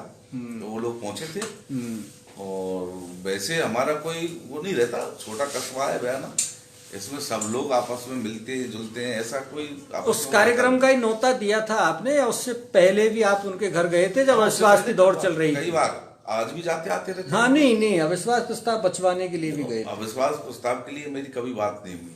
2018 विधानसभा चुनाव के समय आप बीजेपी किसान मोर्चा के जिलाध्यक्ष थे, फिर भी आपने बीजेपी प्रत्याशी का विरोध किया, दोहरा रवैया रहा है, हमेशा शब्दों लिखा है इसमें। और ये सवाल और आरोप लगाने वाले हैं प्रदीप आर्य। प्रदीप आर्य जी जो लगा रहे हैं, ये कोई साबित तो करके बताएं हमें कि यहाँ दोहरा रवैया अपनाया हम लोगों ने, कि यहाँ उनके साथ नहीं थे। प्रदीप जी से मैं निवेदन करना चाहूंगा कि प्रदीप जी, एक बार आप बता दीजिए मुझे कि मैंने कहाँ दोहरा रवैया अपनाया, कहाँ मैं साथ नहीं था, एक बार बता दीजिए। आप अगर बता देंगे तो मैं आपको मान जाऊंगा कि हाँ भाई साहब यहाँ आपने साथ नहीं दिया। वहां जहाँ पार्टी की बात थी मैं वहां साथ रहा हूँ, हमेशा साथ रहा हूँ, बिल्कुल आपके बिल्कुल कंधे से कंधा लगा के। आपकी तरह नहीं रहा। इस आरोप के लिए दोनों को आमने सामने बिठाया हाँ बिठा दीजिए कभी भी। प्रदीप जी को आप बुलाइए कभी भी, मैं हाँ इस विषय पर किसी तीसरी ही जगह पर किसी भी कहीं भी सार्वजनिक जगह पर आप बुलाइए, मैं उनके सवालों का जवाब दूंगा और नहीं ये मेरे सवालों का जवाब दे दें। प्रदीप जी आ रहे हैं भाई साहब, थोड़ा सा आप भी नोट करके रखें बात। ये कई बार आई है, आप तो लास्ट में अब आए हैं, कई बार आई है और इसके लिए मैं भी चाहूंगा कि एक दिन किसी दिन दोनों ही एक ही फ्रेम में हो, बैठना चाहिए, दोनों ही एक फ्रेम में हो, पता लगना चाहिए कि इनका कहाँ क्या रहा। ऐसे किसी के बारे में कह देने से काम नहीं चलता। हाँ, बड़ा स्पष्ट सी बात कहूंगा आपको कि आप मुझे ये बताएं कि भाई साहब हाँ आपने हमारा विरोध किया बीजेपी का, एक बार भी बता दे। इस चुनाव में भी मैं साथ था, पूरी तरह से साथ था। मैं तो इनके लिए नहीं कह रहा, प्रदीप जी के लिए। वहां तो रितु बहन जी ने विरोध किया था, बताया था कि भाई साहब इन्होंने मेरा साथ नहीं दिया, हमारे सामने रखा था भरत को। आपने विरोध तो सुमन बुढ़वार का भी किया बताया। नहीं मेरा कोई वो नहीं था, सुमन बुढ़वार का क्या विरोध रहा को मेरा? पंचायती राज चुनावों में ऐसा बताते हैं। वो टिकट दिलाया, टिकट मिला उनको, उनके साथ। प्रदीप जी आप योगदान पूछ रहे हैं, मैं चाह रहा हूँ आप और ये दोनों ही एक दिन एक फ्रेम में हो आमने सामने। वो आपका योगदान पूछ रहे हैं, लेकिन अब समय हो गया, चौधरी जी भी परेशान है, कई हैं बातें हैं, एक होनी चाहिए है। किसी दिन रख लेते हैं इन आरोपों को लेकर के, लंबे आरोप है और मंच भी ठीक ठाक है, लोग सुन रहे हैं देख रहे हैं, तो किसी दिन नहीं होना चाहिए। हाँ ये है ना, जिस तरह से बात रखते हैं तो इनको पता लगना चाहिए कि कहाँ कौन सी बारे में बात कर रहे हो आप, किसके लिए कह रहे हो, कहाँ हम लोग नहीं रहे। भाई आप लोग तो हमेशा बीजेपी के कद्दावर नेताओं में रहे। हाँ नहीं काफी अच्छा। पिछले चुनावों में देखा होगा बच्चू सिंह के चुनाव में कहाँ थे? हाँ, ये भी एक सवाल उठता है। मेरे बारे में बोलो ना, मैं कहाँ था, किस स्टेज पर था? बीजेपी के स्टेज पर था, बीजेपी के साथ था। ऋषि जी भाई साहब आए थे, उन्होंने कहा था कि भाई साहब वहां जाके बात करिए। मैं खुद गया हूँ पुराबाई खेड़ा, उनको मैंने बुलाया है, उनको स्वागत सम्मान कराया, उनके साथ घुमा हूँ और मैंने उनसे बोला है जहाँ हमारे उपयोग की। प्रदीप जी ने आपकी डिबेट स्वीकार कर ली है। हाँ मैं तैयार हूँ। हाँ प्रदीप जी ने बिल्कुल स्वीकार कर लिया है, बिल्कुल तैयार है। किसी दिन देखते हैं, जिस दिन थोड़ी सर्दी ज्यादा होगी उसी दिन गर्मी पैदा की जाएगी। जिस दिन थोड़ी सी सर्दी, आज भी खूब है लेकिन किसी दिन और यदि सर्दी ज्यादा होगी उस दिन ये तो अब घूम फिर के बात ही आती है। आप अगला नगर पालिका चुनाव सोच विचार करके लड़ेंगे।